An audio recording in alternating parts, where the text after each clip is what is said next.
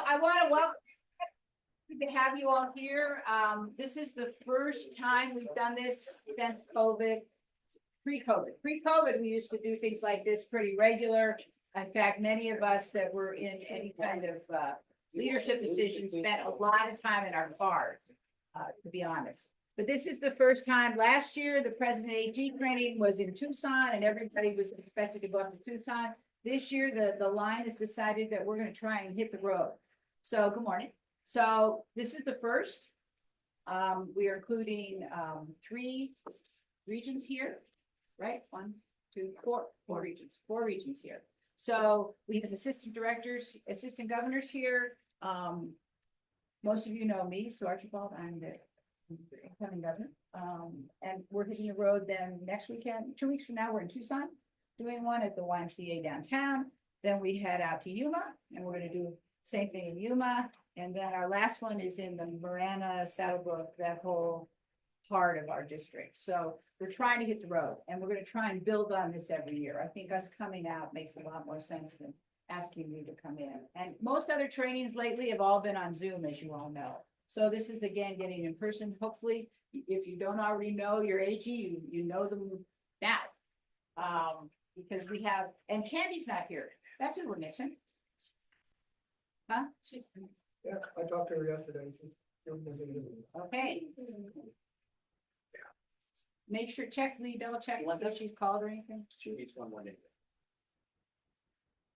So what I want to do first is go around the table. And what I'd like you to do is introduce yourself. I want you to take less than 30 seconds. Introduce yourself, what club you're from, and talk to me about why you're part of Rotary. Share what Rotary means to you at this point. You're all presidents, you're all in positions that will make a difference to your club, to say the least. And thank you for your service, to say the least. So I'm going to go around. So I'm going to start. So I've been Rotary initially because my father was a 40-year Rotarian. So I'm a second generation Rotarian, as they call us. And I was in the Catalina Club for the first 12 years of my experience. And then when we moved to Sonoyta, I joined the Mountain Empire Club. So that's what brought me into Rotary, is my growing up in a Rotary family. My mother was a Rotarian. In the old days, we had before women. Women didn't come into Rotary till 87. So if you don't know that, we'll know. It went all the way to the Supreme Court to get us ladies here. So very honored to be part of Rotary. And my dad was still alive, and he pinned me with my first pin. So that was really special. I have a great picture of him. So anyway, I'm going to start. Joe? Yeah, Joe Pewitt. I'm the Assistant Governor of Region 12, which includes Benson, Sierra Vista Sunrise, and Douglas. Douglas, President, Christine Gomez couldn't be here. I myself am in the Sierra Vista Club. And the reason why I joined Rotary, I was in the military for 30 years, moving place to place, not being able to give back to community to the degree that I wanted to give back to. And once I finally kind of retired from the military, I thought Rotary was a great opportunity for me to give back, not only the local community, but the international community. And I was first introduced to Rotary by my grandfather, who was a Rotarian, who would, anytime I visited him, would take me to a Rotary meeting. That family stuff is a nice connect. Terry? Terry Fleetwood. I'm from the incoming Benson Rotary. And my story is actually quite similar. I was raised in a small town, graduating class of 35 Yahoos out of Eastern Washington. And bless you. I don't know why, but I joined the military at 17 and did 28 years. And what I discovered over the course of time was that my small town really made me who I am. And so I've always wanted to give back. And I live in a small town in Benson, and I'm just impressed with the community service and things I do for kids. And I want to give back. So that's the microphone. Oh. The camera's right there. So they're just going to hear. Oh, I was just gonna turn it to everybody. Terry, raise your hand. Joe, raise your hand. Okay, lead it. I'm Lita Lindstrom from the Service to Sunrise Rotary, and I got involved because of service. And so, when I was a kid, I used to do service through my church. And then when my son was little, he joined Scouts. And from the littlest until he was 17, and we always did service projects there. And then when he was done, I didn't have any more service projects, and then I found Rotary. That's why I'm here. Cool. Tina, I'm Tina McGee. I've been in Rotary for less than a year and I became president-elect. I'm actually. I feel your pain. We went to the bathroom, that's all.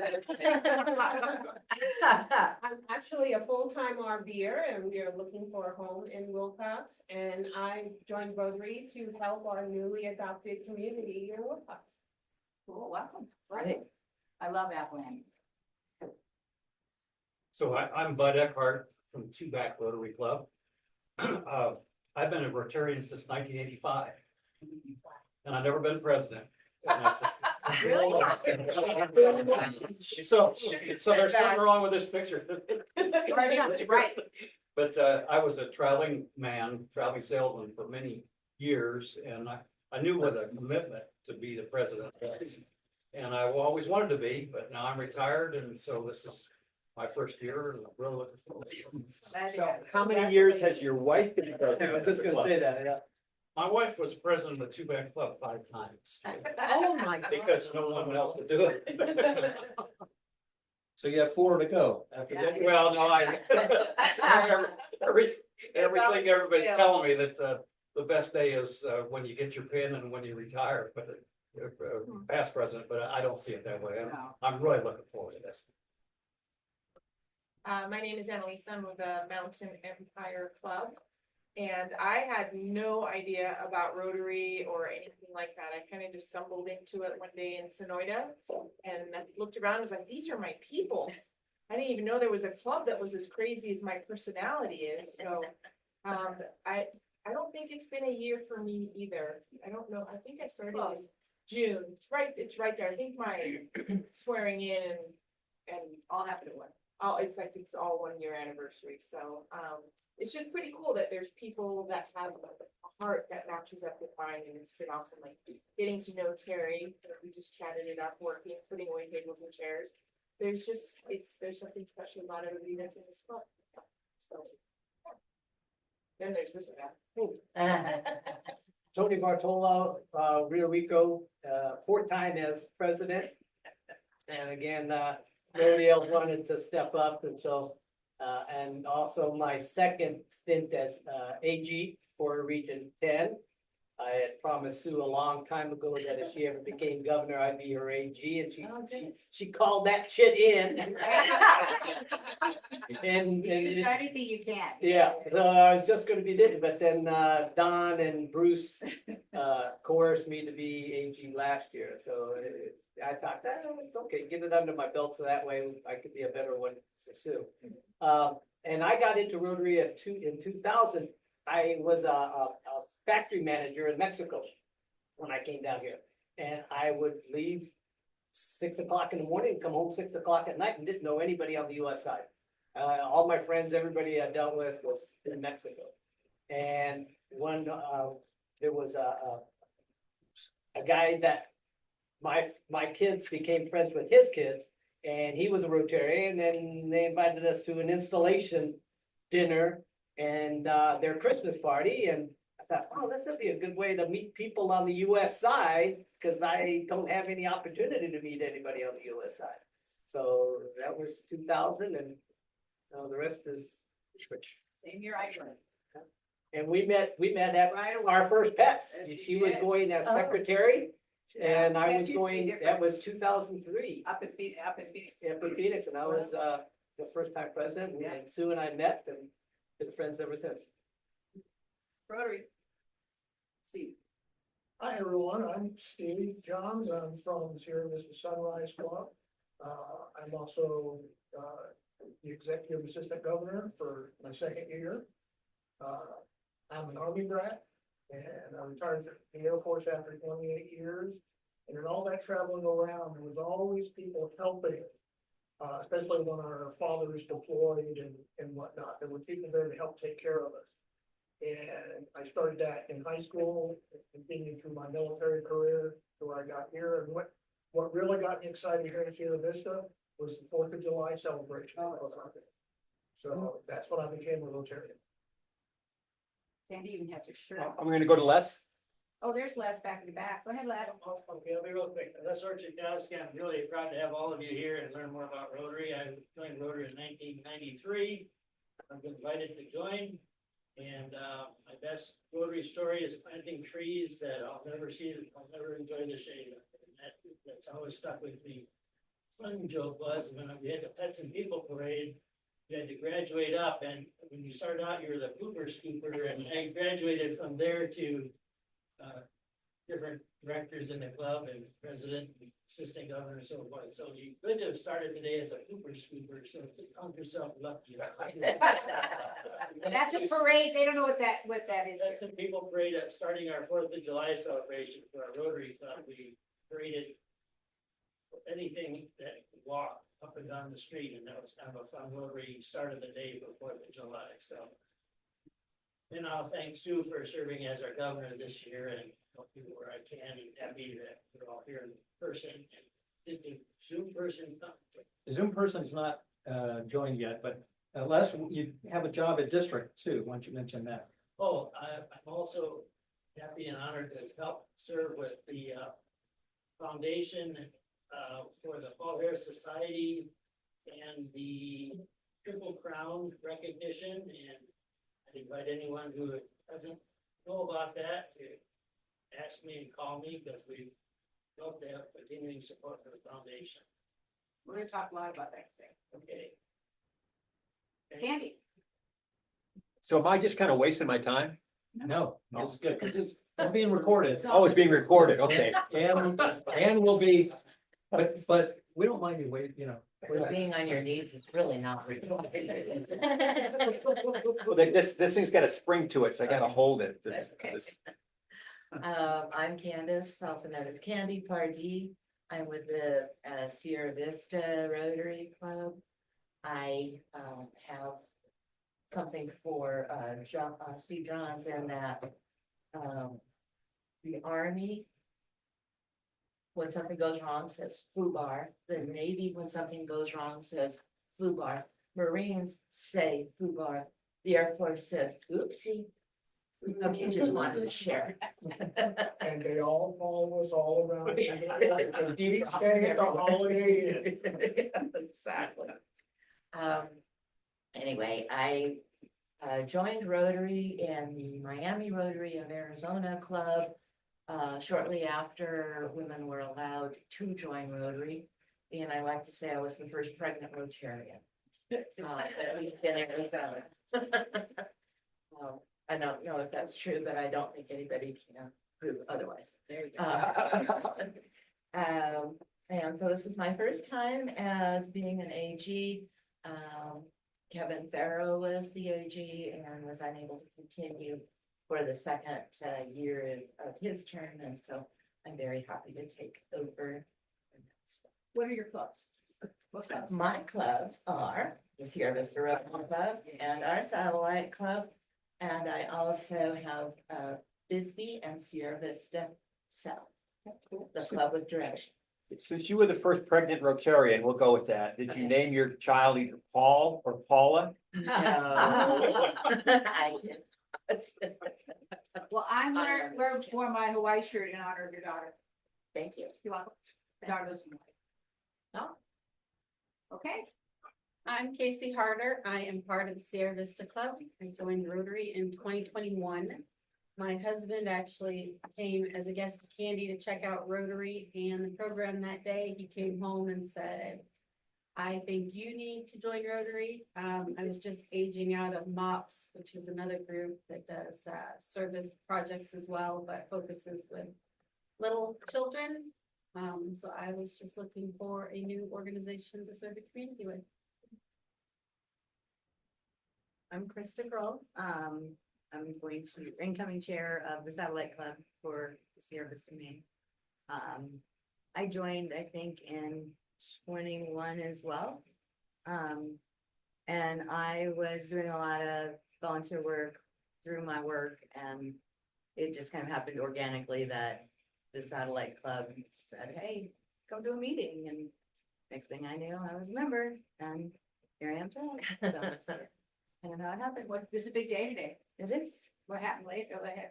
My installation is tonight. We have Oh, Barbie party. They're gonna hear what they're having. They have parties. They're titled. So what's the title of the party? It's a Barbie party. Barbie We're party. kind of known for our parties, so. Yes. And they're serving barbecue. And. Oh. I got my outfit ready for tonight. That wins the prize, whatever the prize. Oh, they've had the best part. Good morning. My name is Christy Halverson. I'm with the Saddlebrook Rotary Club. And like Candy, I've been in Rotary since 1989, a long time. I joined Rotary because I worked with my dad and a draftsman. I'm with two old men, and I never saw people my own age, so that's why I joined. And the programs were fabulous, so that's why I continued to go until I really understood what Rotary was all about. So I'm a past president, past district governor, past foundation chair up in Oregon, and now I'm the current foundation chair here. My name's Bruce Monroe. I am the district governor-elect. I'll be following Sue. So tell your successors about this date and location. We're going to be doing something like this next year. I'm from the Two-Back Club. And the reason that I joined Rotary, one of the reasons is that gentleman right there. I had a coworker of mine with whom I carpooled. I don't know why I asked him, but I said, is there any opportunities for services around the holidays? And he said, oh, we're having a shoe drive.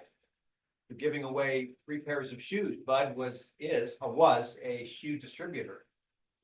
And so I went down to the Quebec Community Center, and I was one of the runners who, they said, I need a pair of size 10 women's, and I'd go in the back room there and pick out a size 10, and then they go take it and try it on, etc. And so I met Bud. I was very friendly, and he wasn't a Rotarian at the time, but there was a lot of Rotarians helping, and just started from there. So I look at Bud as one of my mentors to get me started in Rotary. Very cool. So I appreciate everybody being here, and wherever Les went, it's really special that he's letting us use his room. It's a great room. Geez, but it's important that as we work our way around and get to know each other a little bit, we're going to do a lot of conversation in small groups today. So we're going to do some planning. We're going to try and learn more about each other, maybe develop some new partnerships or some new projects or something that we can do jointly, and think outside of our own little world that we live in. We all have our own little world. So what we're going to do for the first half an hour or so is I'm going to have Steve come up, and you've got a page that says expectations of the AG. And the reason I have AGs and presidents together is I want you all to understand what each other's roles are and how some stuff's pretty similar, some stuff's really different, but the expectations. So we're first going to go through the AG roles and what they're doing. So Steve and I are going to kind of tag team that. And then we're going to go through what the president's expectations are. These are what kind of the deal. Now, you've learned some of this in pets, those of you, but not all of you were at pets. So we're going to repeat some stuff. We're going to add value to what you already know. I hope. Please take notes. Those of you that have been presidents before, I understand, because many of us have been presidents many times in our own history, but things change in Rotary. You know, you have someone that was a president 10 years ago and they think it's the same Rotary, and it's not the same Rotary it was 10 years ago. And that's a good thing. Well, it evolves, and it has to continue to evolve for us to get ahead. So Steve, you're on. You want to talk about the AG? And Steve, before you start, let me add in.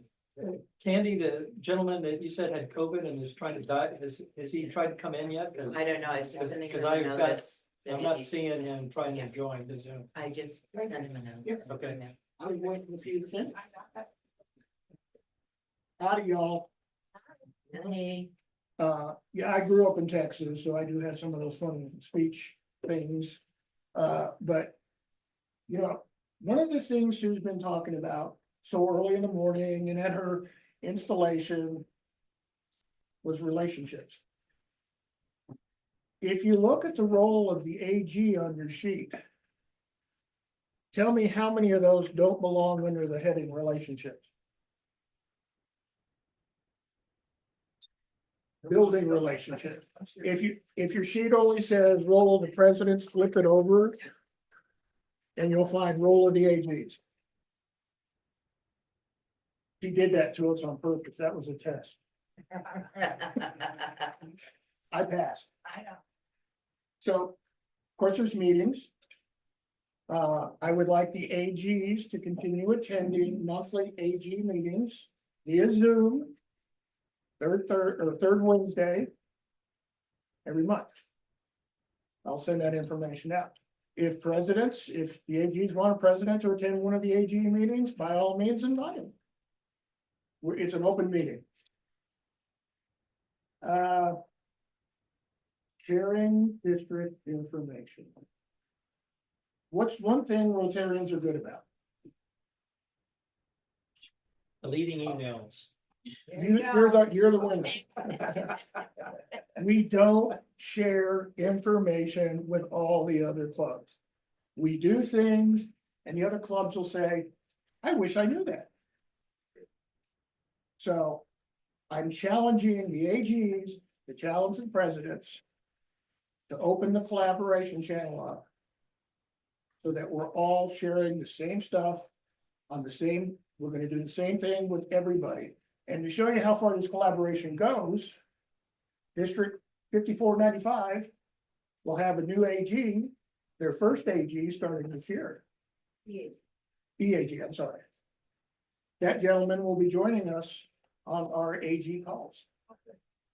Reason, him and I want to start sharing ideas between the two districts in Arizona. More collaboration. PP visits. Sue's gonna come visit y'all, every one of you. That's 51 clubs, 52 weeks. That's a hefty schedule. Okay. Kasha from district will contact you prior to her visit. And she's going to share the information the AGs need to know to work with their clubs. And it's good, you'll get the Sue's autobiography. You'll get how the meeting should go. And please remember when DG Sue comes to your club, she is the program for the day. Please don't have a bunch of other people scheduled to give presentations. So.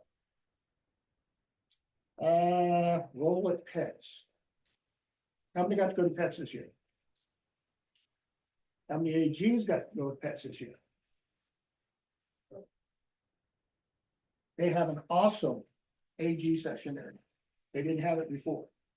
First time I went, I just sat around and waited for club presidents to come up to me and say, who's my AG? Where do I go? Where's the next meeting? I basically was an information booth. Okay, come to the conference. Or not, come to the conference, and we'll talk about that in a minute. But if you can make it to PET as an AG, please go. And as president and president-elects, please encourage your presidential line to come as well next year. We need you there. Plus, as you know, you gotta attend to get sanctioned by Rotary to be somebody. As an AG, president-elects, the district gave a reimbursement, the AGs get the same thing? $250 for the AGs and $500 for the club president. I got $750. You tried that earlier. I thought I'd try it again, Joe. You said you should get the lower amount. I thought I'd try it again, just in case. I remember. He'll be holding the Texas Hold'em. We'll see how many people go. We'll see how many people actually go to pets. That's what makes the difference. If everybody Do you goes, have dates this year? This next. do you have, sure you do. Oh, we do. I don't know that much. Okay. Towards the end of February. We can look it up. Yeah, it's gonna be towards the end of February this year, instead of the first week. Hi, Tina. I heard that only president-elects were allowed to go to pets. Is that true? Correct. Okay, so presidents can't vote. The assumption is you've already gone.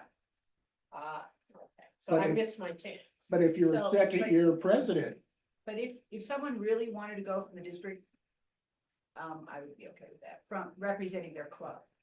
So the key is if your president can't go, and we had a couple of these this year, if your president really can't go for whatever reason, if someone else goes and represents your club, that's okay with me.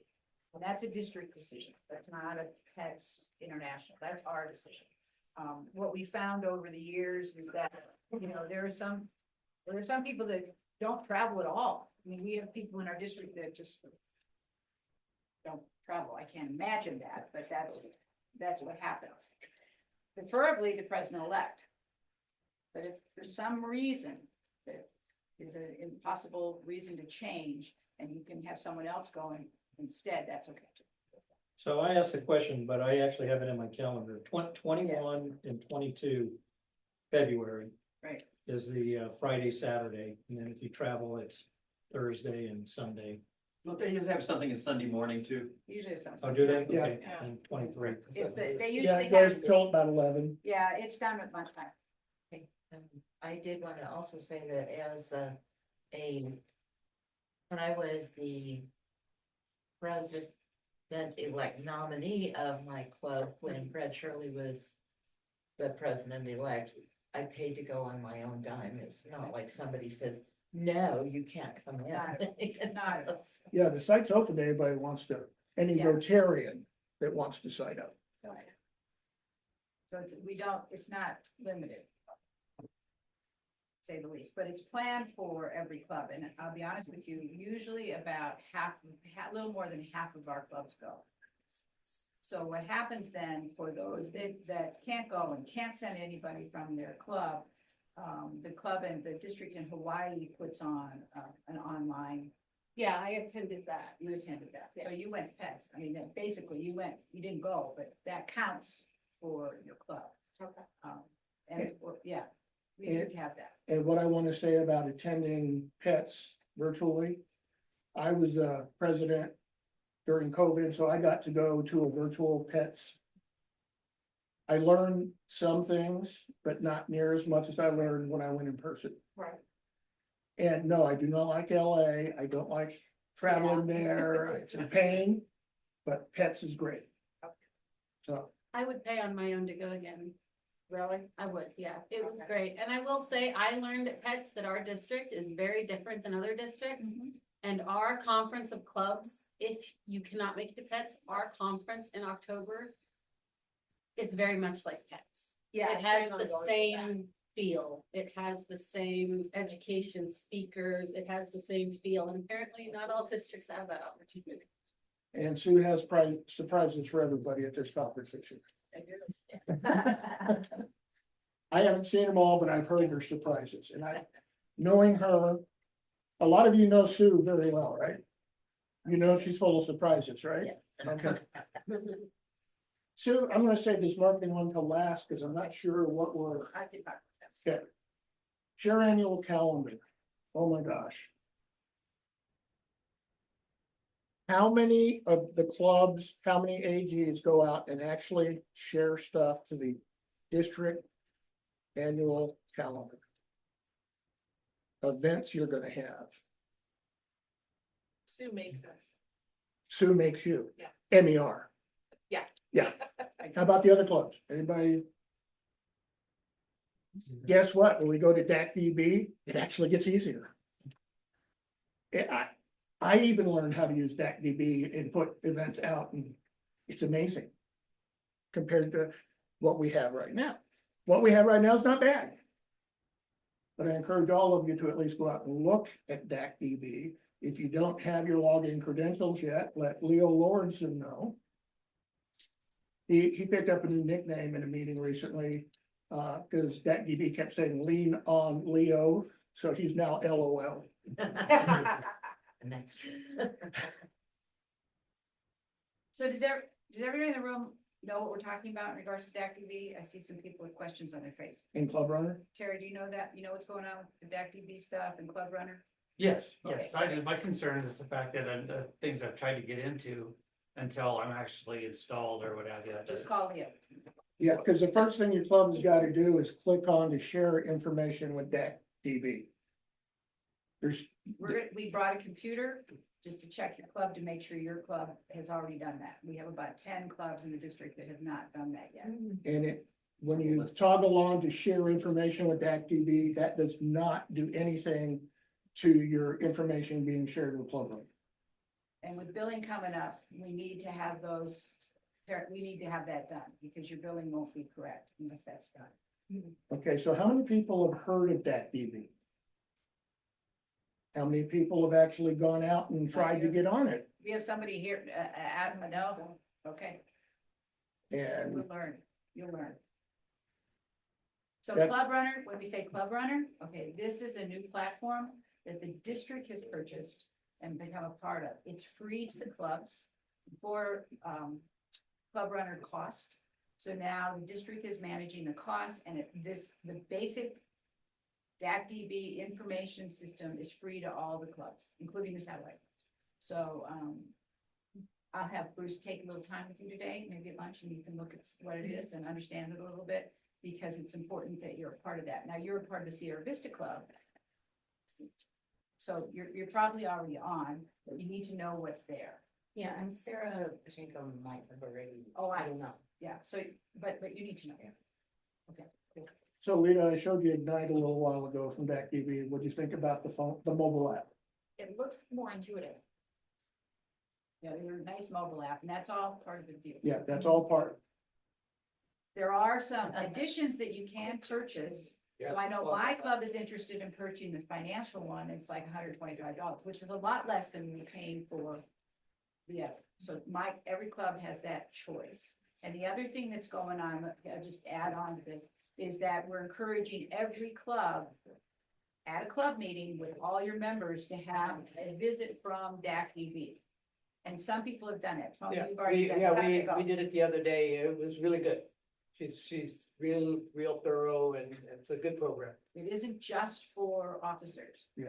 So that's what's a key. Was it an overview of the system or was it an actual training session? It was a training session, pretty much. It wasn't an overview of the system. So did you have all But your club members around with computers? or- Everybody was doing it on their phones, trying to get on their phones, and those that hadn't, she was walking it through to get it installed. And you don't need to download DAC-DB and Ignite, just Ignite is the Mobile app. DAC-DB is nothing, so you can, if you did both, you can erase that one. Yeah, as she said, yeah. Okay. Delete DAC-DB. I mean, Yeah. On your phone, you're talking. Yeah, on the your phone. Not your computer. Computer is DAC-DB, Right, phone is Ignite. okay, thank you for clarifying So that. I know that Reba's talking about doing one of those for our club, so that everybody gets a handle on what this is and how user friendly it is. So it was a big decision. This decision wasn't made by a couple people. There was a group of about 25 people from all over the district that got together and assessed and took a look at both projects. So someone said, well, you're just making us do that. And we have, and you know, Don's the first one to say, no, this wasn't his decision. This was the group's decision of about probably a good 20 of us at least were on those calls who did a lot of work, pre-work, understanding this. So it's a big deal for our district. So just know that we may be talking to the choir here for some of you, but some of you don't know. So please get on it, use it, make sure it's updated. You know, when you have a new member, get it on there. Check your numbers right now. I'm going to talk about that too, about that in a minute. So. Okay. Part of relationship building is anticipating challenges. AGs, you know your clubs better than Sue does, most of the time. You know your clubs better than I know. Presidents, you know your AGs better than you know me. Work together. Spend time together. Go have a cup of coffee. Have a meeting. Have a get together of all your clubs in one location. I said clubs, all Rotarians, not just the president. talk to each other. Most important thing we do. What is it? Give a district governor a mic, he talks forever. We need to do the same thing. We need to communicate with each other. I know I'm beating this into the ground, but while I was on the Public Image Committee, while I was an AG, the thing I found out is we talk in our clubs and it stays in the club. If there's an issue in your club, who's responsible for resolving the issue? At the club level. Present. Or the board. Who's next in line to help? After the board and the president, the AGs. The AG needs help. As I said in pets, I'm your friend. And I meant it. Sue can't be everywhere, taking care of everything all at once. She leans on me. I lean on the 13 AGs. The 13 AGs lean on you presidents. Please work, let's work that like it sounds. Satellite, please work through. Yeah, so that's not saying you can't call direct to Sue or me or anybody else.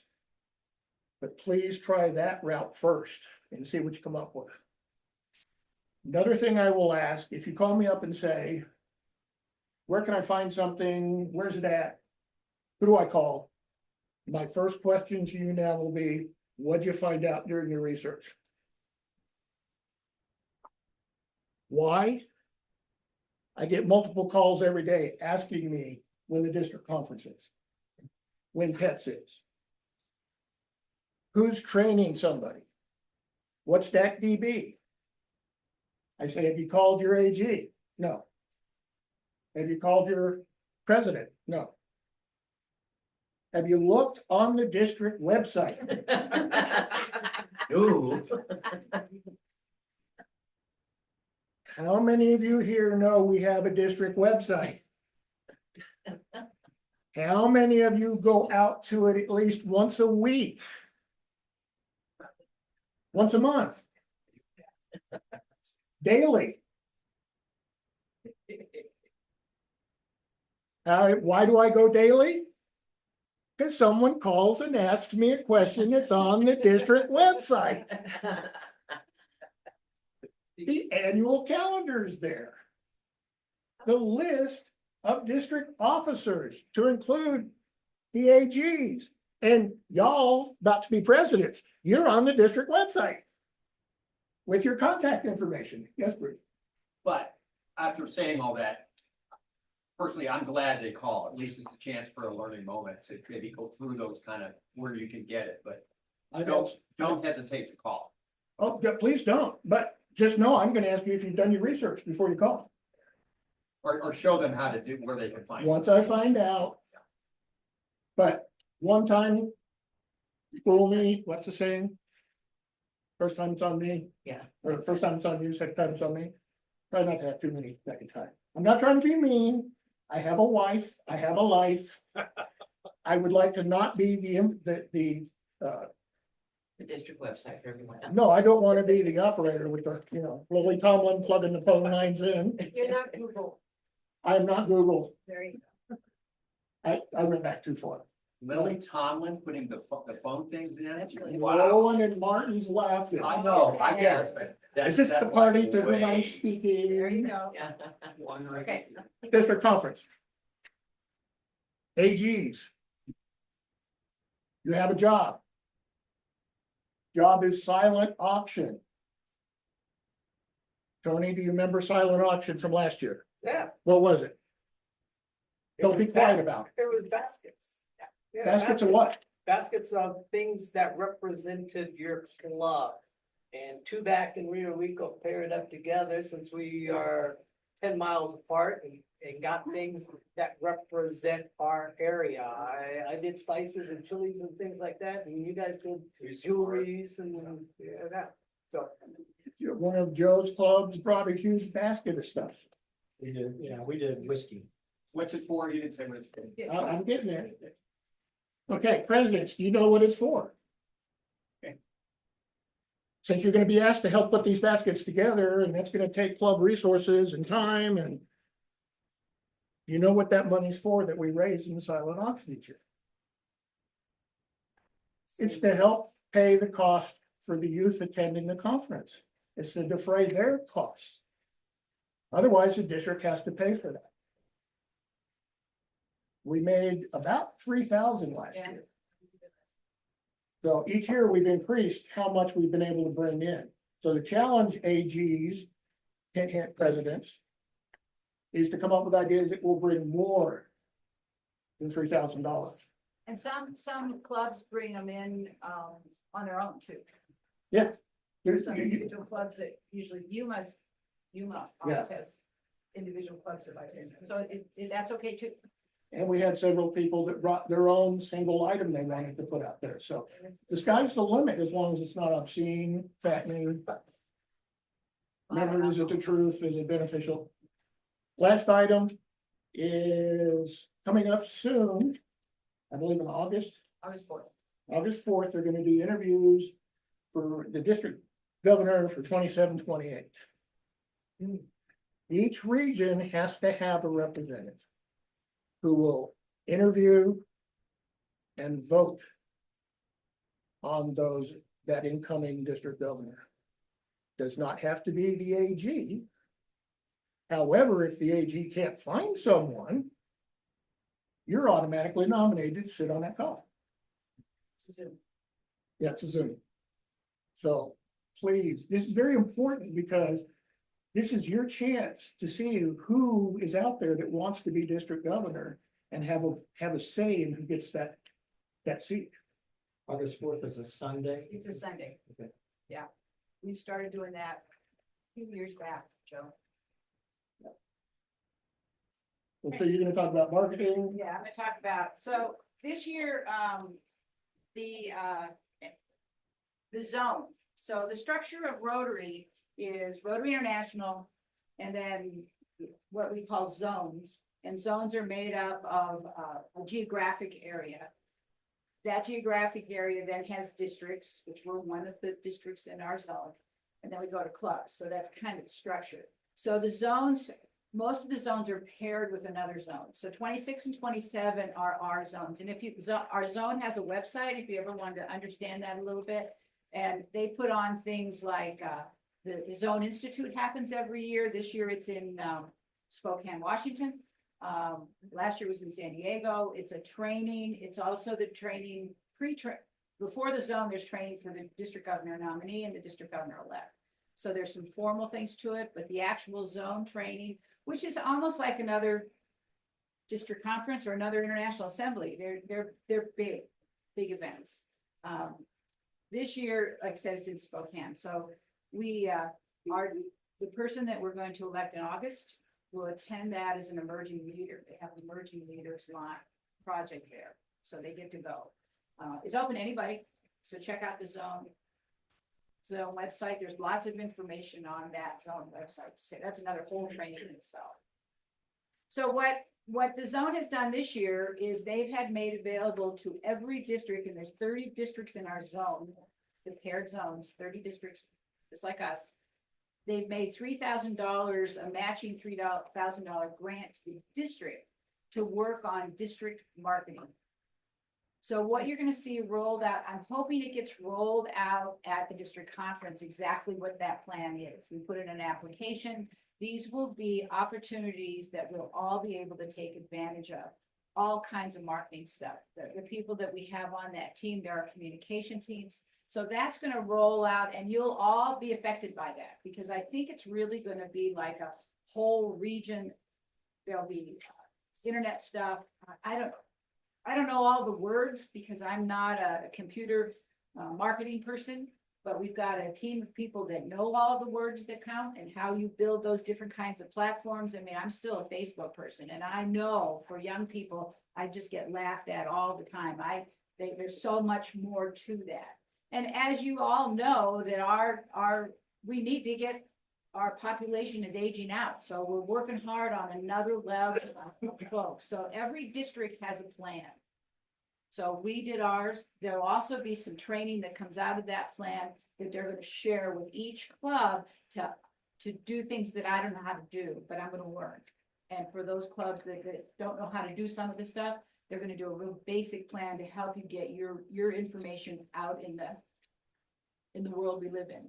So I can't tell you more than that, because I don't know how to talk about it, other than we're very excited to be able to do that. This is the first time there's ever been an opportunity from the zone. So of course, all of us said, where'd you get $90,000, Mr. Zone?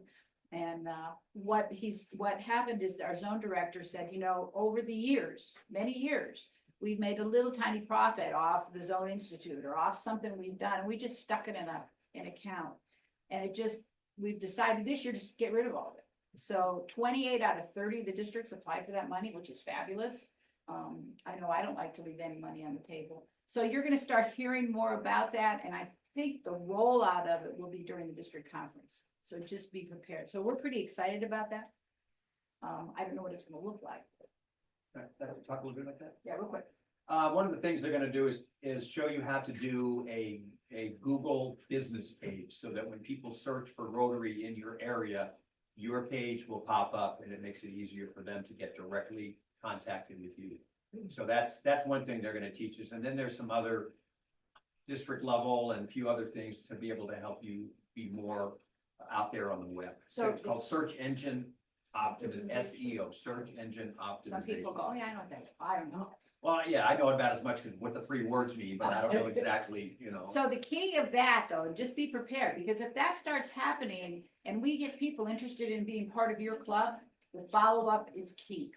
So if Joe Smo, hey, sends an email to whoever contact is from your club, and he's from Benson, and he wants to know more about Rotary, we have to jump on those. So when you think about strategies, and we'll talk more about that, about how those new members come into your club and how you don't miss them when they come across this way. So it'll be important you to think about someone within your club. That's what I would think, someone in your club that's able to respond, and that's their job, is to respond to potential new members. So I think it'd be kind of interesting to see how it pays off.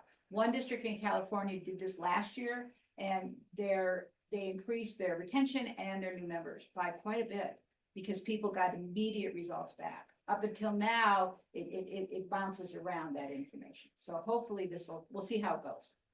So is that what you want me to talk about? Okay. So the expectations of presidents. And again, the reason we're talking about this as a group, because we're a group, because we're all doing the same thing. I'm doing quarterly presidents meeting, unlike this year, Don did monthly presidents meetings. I was an AG for a long time, and I really liked having more contact with my presidents.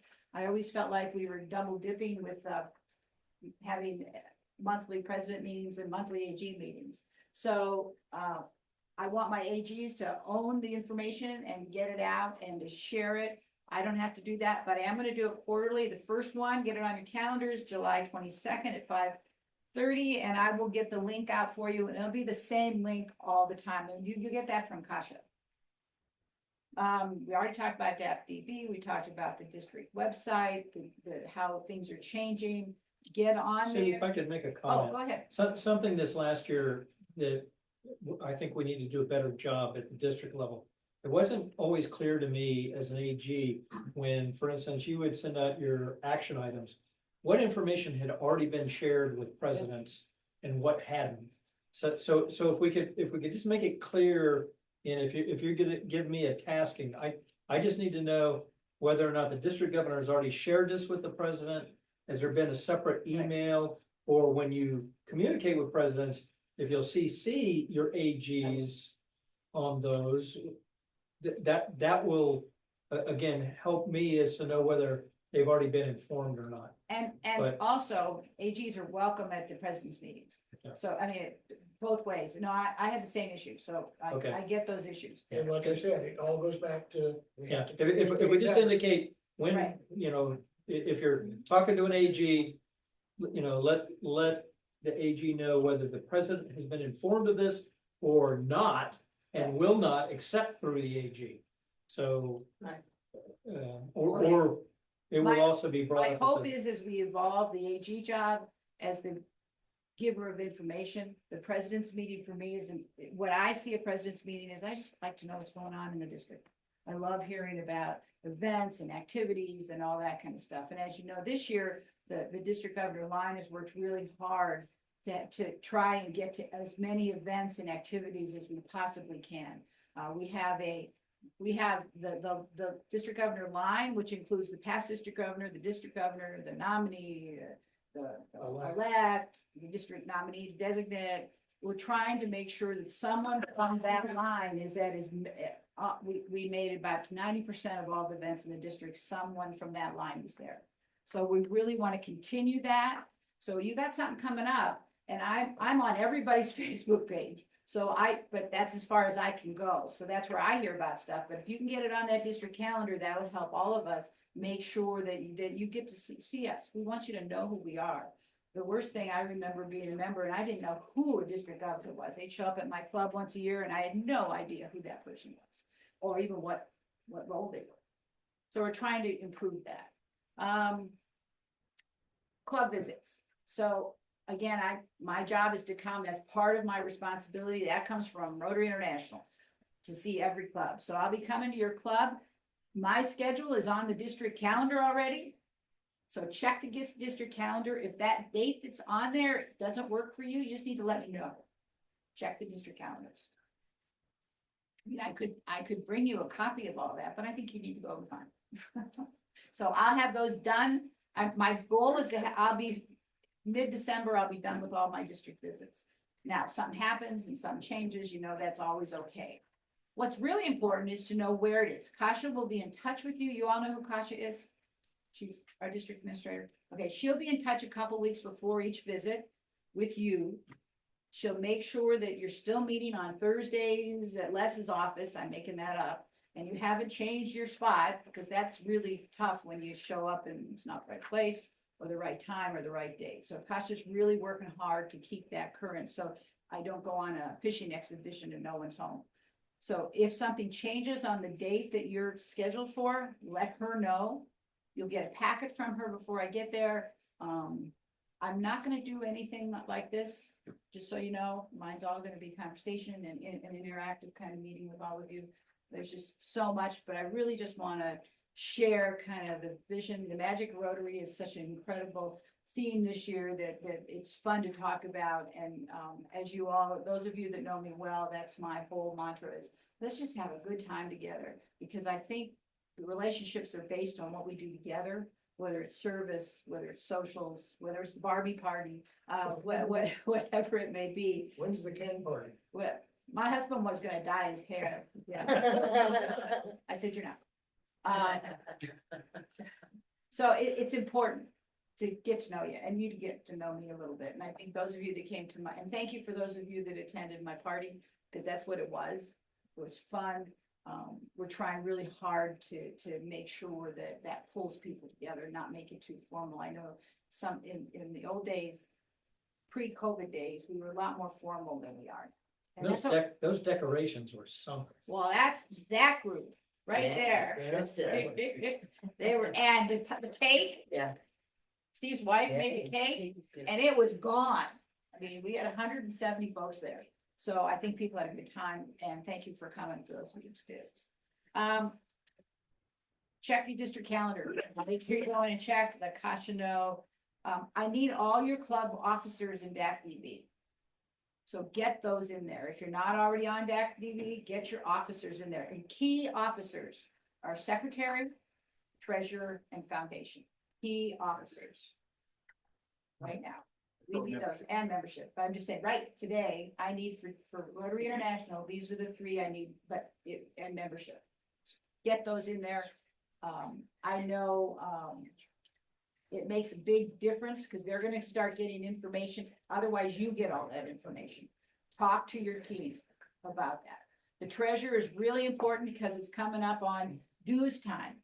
And I'm going to send a sheet around, because we've got some really squirrely emails in the system right now. So I'm going to send a piece of paper around. Please put your treasurer's email address on there, treasurer's name, and your current email address, because I know some of those have already changed. And I'm going to share that with our district treasurer, Chad. He wants it all updated. So whoever should receive, you will both receive your bills. And I'm popping down to the bottom. I put what the dues are this year on the bottom of this page, so you know. Again, it's based on your membership. So if you haven't looked at your membership and updated it, you got, what, 8 days? Has to be done by the last day of June. Because that's what they do your billing based on that. So double check if somebody isn't in there and they need to be in there. If somebody's long gone, you're still gonna pay for them if they're in that system. Okay, my hope is that you've already worked on your goals for next year, your own personal, what you want to see happen with your club, and you've shared those goals with your club. Please, there's a spot in the system for those, share your goals. It's important. Because that's how we measure. Rotary International uses all that information to refer to as what Rotary does in the world. So every club, so there's 580 some districts in Rotary in 200, almost 200 countries. So there's a lot of this. And if you get good data from everybody, that really says a lot about Rotary and its impact on an international basis. And that's what Rotary International is looking for. We use that in our own district as well. So it's important that it goes there. Sue, if I could throw something out. Sure. As a former district secretary. Yeah. The district governor and the line really need to know what the talents are of your members. So if your member just puts in that they're retired, that tells nothing. If they're like a retired computer person or a retired, whatever, that can help. Accountant. Or accountant, military. With military alone won't help, but if they were like in some kind of technical thing or whatever, that does help, so. Yeah. I thought- So check through your membership. You'll all have permission to go deep into your club as presidents. If you haven't already checked that out, you have that's your, you'll know everything in the world about your club and all your members. Talked about that. So even though you're starting as your president, you need a president-elect for Bruce. Because starting soon, he's gonna have to, and it's gonna be you again, congratulations. I've been a 2-year president times. Our club only does 2-year presidents usually. This year's an exception, but mostly we've done 2-year presidents for a while. Unless Annalise decides to stay for another year. But that, at this point, we have a president-elect. But it's important that that information gets put in the DAC-DB as well. And then Bruce is gonna need to have that information to start giving that into the pets. So we make sure all those people are invited into pets, and he's gonna be required to have that done probably within the next 3 to 4 months. And the sooner it's not only for record keeping. Long as, if they know they're gonna be president-elect, they're gonna have a different focus in the club. And they're gonna, be thinking about what the president's doing, trying to, have continuity and those things like that. So the bookkeeping is fine, but the continuity and preparation for presidency is very key. So RLI and RLA, does everyone know when I say those words, what that means? The Rotary Leadership Institute and the Rotary Leadership Academy. So who's graduated from the Institute here? You want to talk about the Institute? It is, in my opinion, it's a great starting point to learn more about Rotary. It comes in 3 block sessions, whatever you want to call it. And it takes you from where Rotary started to what we're doing today and beyond, and what you need to be able to do as a Rotarian. Its name to me is misleading because it's leadership. It's actually learning. And it would be awesome for a new Rotarian as well as someone who's been in Rotary for a while to refresh their memory or to learn something new that may have come along since they last went to RLI. So how it's structured now is we just had RLI 1 and it was a Zoom RLI. RLI 1 and 2 will be offered to the district conference in person. So a second class of 1 will start, and the class that did 1, they can take their second one, will be the district conference. And then come spring, RLI 1, 2, and 3 will all be offered on Zoom. So if you did the whole thing this year, you get 1, 2, and 3. When I took it, took 3 years, because it was offered once a year. And those of us that took it years ago, took it 3 years to get through it. So this year, we're doing it in hops. The middle one is gonna be always the district conference, and there's always a one gonna happen. If you've done 1, 2 will be there, like I said. So we're gonna, as of the spring, it'll always be 1, 2, and 3. How about RLA? Who's graduated from RLA? Steve. Bruce, you wanna talk about RLA? RLA, Rotary Leadership Academy. Right? It is a 8-month, believe it or not, with 3 months kind of semesters, if you will, with a month in between, each covering a fairly in-depth topic about Rotary foundation, membership, Youth protection. youth protection, of which Candy, who's an expert in that. She's our youth protection officer. She's our youth protection officer. And it goes in deep. There's, you have usually a class, and then you have a group of cohorts. You have an assignment related to that. Every module has an assignment. They require some reading and turning in some kind of a written report of that particular part of the subject that you had to research and think about. And it kind of gets you ready for maybe a job in the district, or maybe even Sue's job, a district governor job. It's really interesting. You learn quite a bit, even if you're not going to be in, you don't think you're going to be in a district leadership position. You're going to be a much more informed Rotarian. It's a joint project. They take 24 people a year, so we have 12 spots available to us. And District 5495 has 12 spots.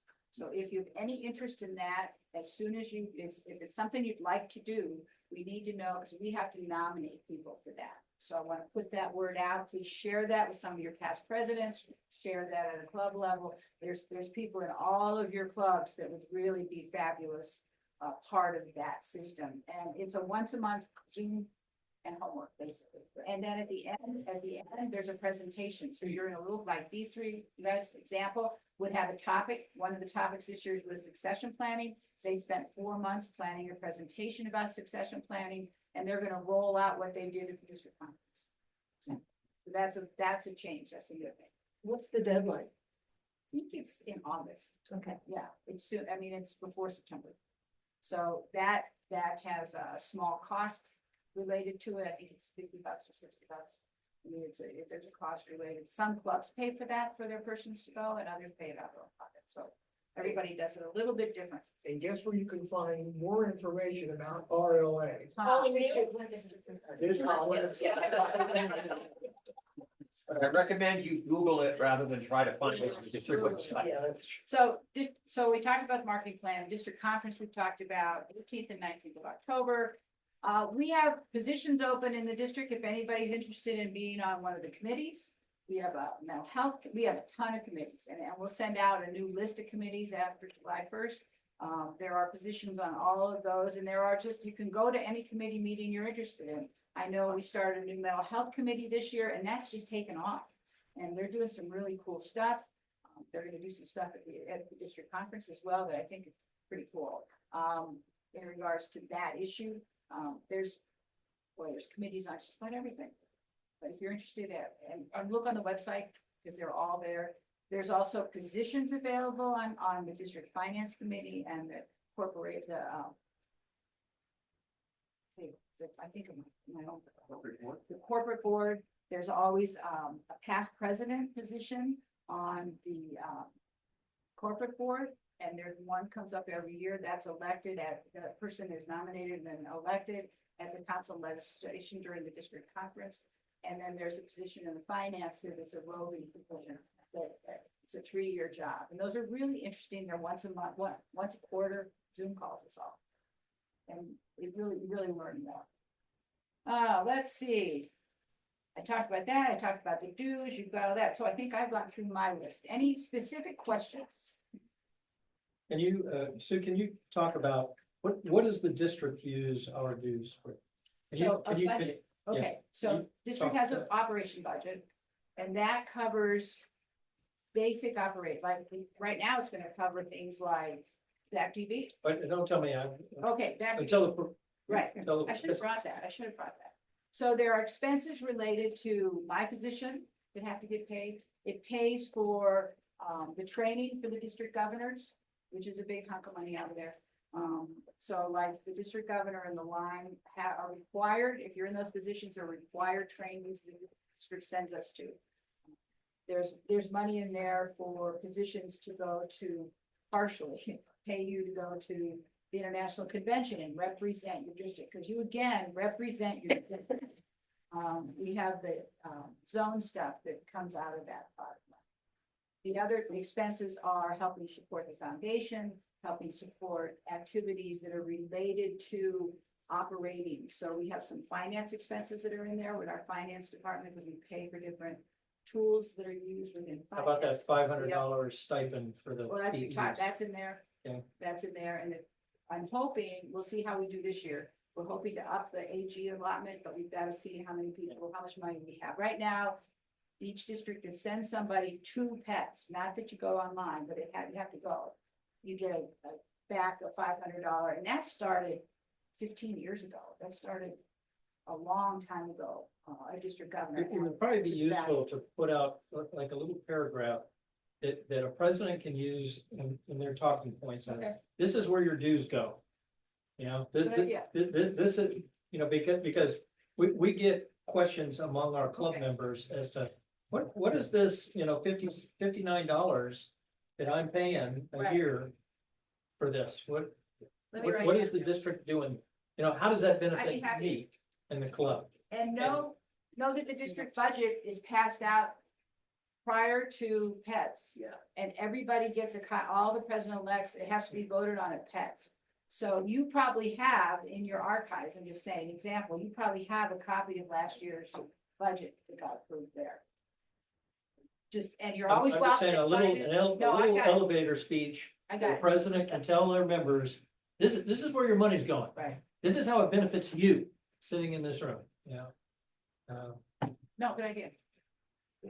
So, go ahead. Yeah, I want to agree with Joe, because That's a good idea. one of the things for new members or people that you're talking to is, isn't this a volunteer organization? What do I gotta pay? Why am I I get it. paying to be a volunteer? And you go, well, there are costs, but what are those costs? So that's a great idea. Yeah, I just read it. Good idea. I'm not talking big, but maybe Just a- four or five bullets says, this is how your dues benefit, you know, each club and individual. Glad to. And again, pull out what you had before, and if you see something on there you have a question about, ask that question as well. So that's my spiel. Any questions about presidents? One of the questions I think that we've talked about is, especially when it relates to impact branding. We talk about branding. Okay, because that's gonna be part of later. Oh, it is? Oh, okay, I didn't. So it's gonna be part of later. So branding, as you see, branding with Rotary, we're 10 years into a new logo and we're still not there. I drove into Sierra Vista, the old logo is still up on that thing. You're not the only one like that, so we have to keep talking, but we'll address that. So we're taking a 10-minute break before we kick in the next stuff. Thank you again for the coffee, donuts. Take a break, get up out of your chair. Bathrooms are here. And we'll be back together at. And the heater is outside. And what? And the heater is outside if you need to be like a lizard. It's for above. Let's see if I can pause the recording here. I do. Ladies, One of my favorite parts. So- This is the time for the next 2 hours. We've got 5 different topics that we're gonna talk about. We're gonna break into groups. We're gonna make some plans. And this is where we start developing plans. So the first time I want you to do plans with your AG, and then I'm gonna have you all move around, okay? Because I want people to get to know people that are within a stone's throw of you in your area. So hopefully everybody will be able in the next couple hours. We'll take a break at 1 hour and then we'll do it again. So each session is going to be 20 minutes. And as you can see, I'm kind of a time person and it'll be really important. So our first one, and I think Steve, are you doing the first one? No, the first one is enhancing club engagement, but I can, if you So- want me to do the first one, I can do it. No, someone, was this you? I guess that's what you I get for think- membership Yeah, retention. yeah. Let me see, I wrote it down, but let me see. I think so, Bruce. Yeah, I'll get it, Bruce. Thank you. Bruce, do you want to use my advancer? yeah. Sure. So this is Is it okay? more than membership. Yes. So we're gonna start with this. Bruce is gonna do a brief introduction, and then your job is to answer these questions. And I'm gonna have a page like that. You can come over and look at them. I didn't write them real big. I'm not the best writer. But they're here. For those of us who can't. For those of us who can't see this big writing, look, everybody's like, I'm sorry, I'm sorry. For me, that was big writing 40 years ago. oh, okay. So enhancing club experience, which is really important to membership and retention. So Bruce is gonna kick off this one. He's gonna take a couple minutes and just talk about it. And then you're gonna break into small groups and answer the 3 questions. Okay, we'll go quickly. We'll skip some. I heard the word brief. Hang on, I need to, Yeah, brief. It's really about people talking. somehow share this screen to the, else it won't get, I'm going to start with some good news. And the good news is, while he's figuring out, is that we actually, as of like a week ago, we are in the district up about 46 members. That's a big deal. Is that the positive, we're up plus 46? We're up a net of plus 46 people. And can I do it? I think, let's see, trying to advance. I like this guy. I don't know what he's done. Well. Yeah, So, historically in the district, you know, membership is based, membership growth or, here it is. Thank you. What did you do? He fixed it. Oh, he fixed it. did I? Yeah. Is it All right, working? there we Yeah, go. it's All right, working. all right. It's not sharing. So, Is it just not really sharing? quickly, you can see, we are generally a kind of a downward trend, but 2 of the last 3 years, 21, 22, and 20, and up to June, we've had growth in the district, 2 of the last 3 years. The first year we had growth is we brought 2 new clubs on. This year, our growth is going to be because our existing clubs grew. And that's kind of a big deal. Existing kind of organic growth. Now, we still have a week to go. And towards the end, people, start saying, I'm not gonna pay. And so a lot of people are taking off the rolls, but I'm hoping 46 is enough to get us a running start so that we'll have at least some growth by the end of the year.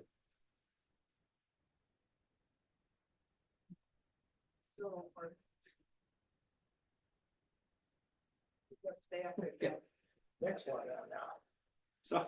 Okay. Well, I don't know what Joe did to it. I'm trying to share, Is it- I'm trying to share, but it's also displaying through 2 different Can we add this systems. Can we add this to the recording later? And he can just use it up on the board now? Sharing is stopped because external display connected. Okay. So not sharing Is anymore. somebody on? No, but Okay, if somebody, we're gonna- if somebody later Want to see it later. wants Okay. to, I always wonder when they record those, if anybody really comes back after the fact and I do. Really? If Okay. I miss something, I try and go back. All right. Page 2. see if you can advance here. You got a slideshow at first. Yeah, so let's just slideshow it for now, or? Okay. All right, it's working now. All right, so there we go. So this is really one of the things that I'm really glad about. Divide clubs up into different sizes, small clubs, medium, large, and the giant club, which is the Tucson club. They've got over 200 people. Clubs under 20. This year led the way with 17 new members. Now, I would say to kind of turn that a little bit is that one club is responsible for 10 of that. I wonder who that is. Because of their great AG. The real Rico. You may have seen this before, but this is a really recent survey about Rotary like a year and a half ago as to why people join Rotary and why they stay. And it says that if people join Rotary and stay from Rotary for the exact same thing, service and friendship.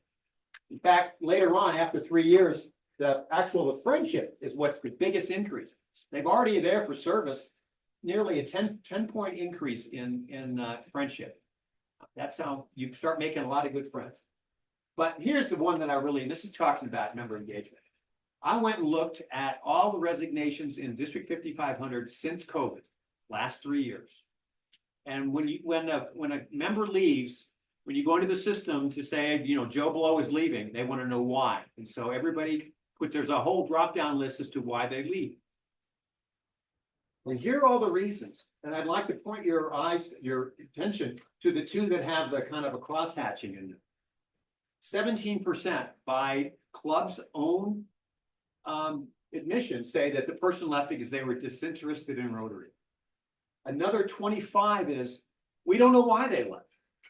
And that to me is, they're pretty closely related. If they're not in there enough that they've, that you've done enough they've done enough in your club that you don't know about them, it's probably because they're disinterested. They haven't been there in a while. So purely 42% of the people who leave Rotary leave because they're disinterested with what your clubs or what the clubs are providing them. And given the fact they don't have a chart for this, as they leave within the first 3 years, there are a lot of new people, and they're coming to Rotary. They have an idea of what Rotary's about, but for some reason once they get into Rotary, they're disinterested. So I'm going to leave it at that. I'm getting the hook. I'd like to just make a comment about that. That those reasons come about by the club secretary when they're terminating the individual. So sometimes none given or disinterest is the club secretary doesn't know why the person's there. Right. They're just told, take this person off the rolls. Right. And so and so we do. Or sometimes I get an email from someone saying, I'm resigning from Rotary with no explanation. And that's why I click in none given.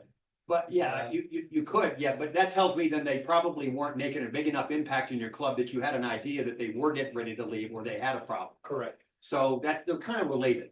So Bruce, you want to read the 3 topics? Okay. So, let me just one more shot right here. This is what a great club experience is, and I think this is leading up into that. Yeah. Yeah, 5. Conducts frequent and meaningful projects, is relevant in its community, reflects its members' interests. Those two are important.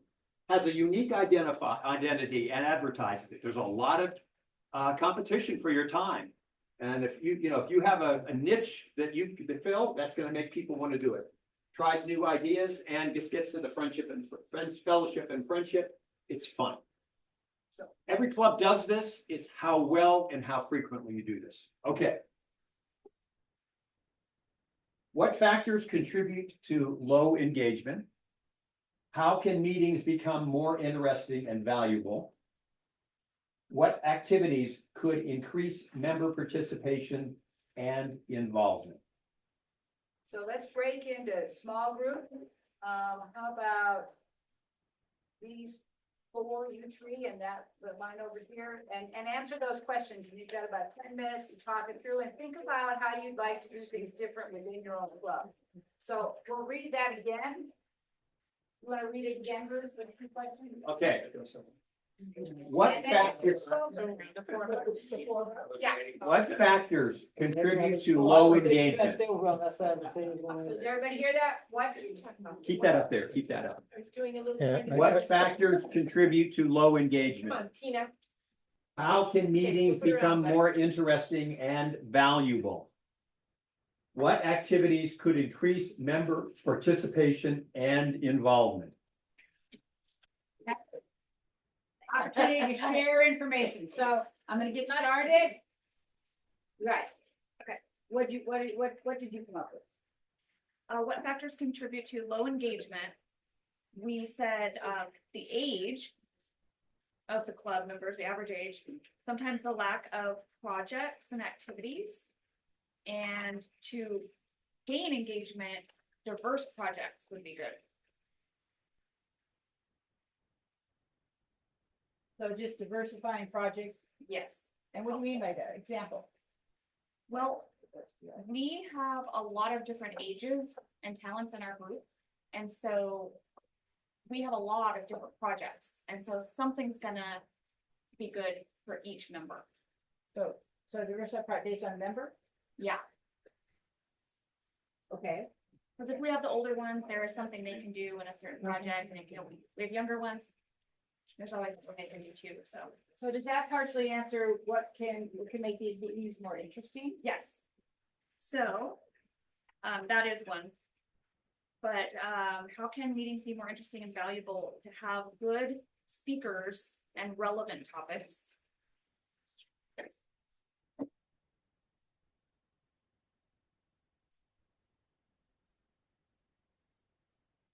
And to, spread out the responsibilities of programs. So it's not a burden on just one person. You mean of bringing programs in or of? And you get diversity of who comes in. That's really a program development. And then in our club, we do the happy bucks. Okay. Or to allow everybody a chance to speak. Include everybody.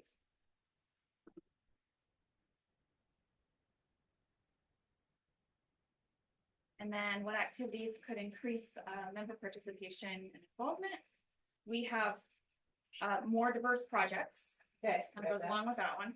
And, give all the new members jobs and responsibilities to get them involved.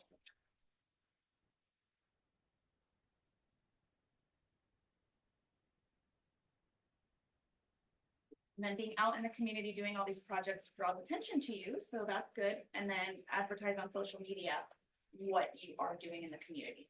Yeah, in the community and advertise or brag. Brag. And that's what we have. Okay. Thank you. All right. Bud, your group. Tina's gonna be our spokesperson. Okay, Dina? What factors contribute to low engagement? We had, older people and snowbirds in some cases, this is Arizona. And, we also had we have a lot of people who have time crunches with work. And that contributes to, low engagement and, low attendance at meetings.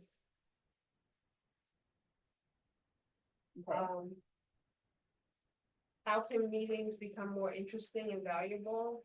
Have members connect with one another in a meaningful way.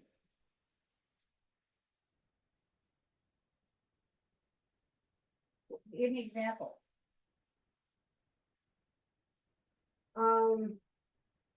Having a social, event or, gathering of some sort beforehand. Okay, like social? Yeah. I think. One of the things we talked about is, that I talked about is Yeah. Maslow's needs of a sense of belonging and investment. And creating that through, for me, it's intentional time to build members' skills and build their awareness of one another. So more than just the happy bucks, but like a specific question that everybody answers so that we all see how we answer and are different, but how there's value in that. So what do you mean by a specific question? So one of the things I want to introduce with our club is the Rotary jar. So it's a jar with questions in it, and we'll just pull a question. That's the question versus visiting with the people just to the left or the right of you. Everybody answers that question, so we hear how we are all different in that. So, and get to know each other at the same time. So at each meeting? you're talking about At each meeting. Yeah, break your cameras. And it's called, what do you call it? I'm calling it the Rotary jar. Rotary jar. Yeah, it's just questions. Like, tell me about a service project you did that changed your heart. Okay, cool. Okay, you guys. Can I add one more to that, how can meetings be more interesting? Portion? I think having some structure to the meeting is important too. Tubac is very good at that, Rio Rico is very good at that, and they get a lot of participation that. One of my other clubs, not present, is not very good at that. Their meetings are just whatever. we're gonna meet we're gonna have lunch and whatever it is, and so Oh, they don't get a lot of They participation don't have an because agenda? no agenda, they have nothing, so having an agenda and having some kind of structure It's that not they us. know, that they know, the first meeting of the month, we're going to be, with the schools, that. Second meeting of the month is gonna be a club meeting, the third meeting of the month is gonna be a speaker, the fourth meeting of the month is going to be a member giving a presentation about their life and that, so people know what's coming up. So an ahead of time. agenda with a purpose. Agenda, but also structure so that people who can't be there to every meeting can say, Okay. I wanna go to the one with the schools. I don't wanna go to the club meeting one, but I can go to the one with the schools. So no, I'm gonna write all this down and share it with you later, after the meeting. So, okay, you guys. All right, we had talked about, I don't even remember the questions. We had talked about making members feel valued when they walk in. Try to talk to them, engage with them, don't let somebody go by without, some kind of hello.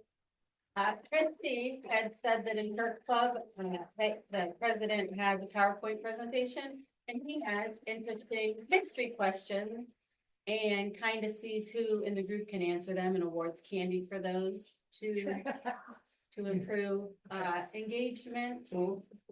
My club, well, Candy and I's club in particular, we're really, really structured. Our programs, every board member is responsible for 1 month of programs. The satellite club, they're less structured, but looking to be more structured. So they had one person manage programs last year, but this year she's going to switch it out. So different members get to pick different service projects and programs to try to make them feel a little more involved. To come and speak? Mhm, Is that yeah, right? so instead of one program coordinator, they're going to go to every member in there for 13, 11 members.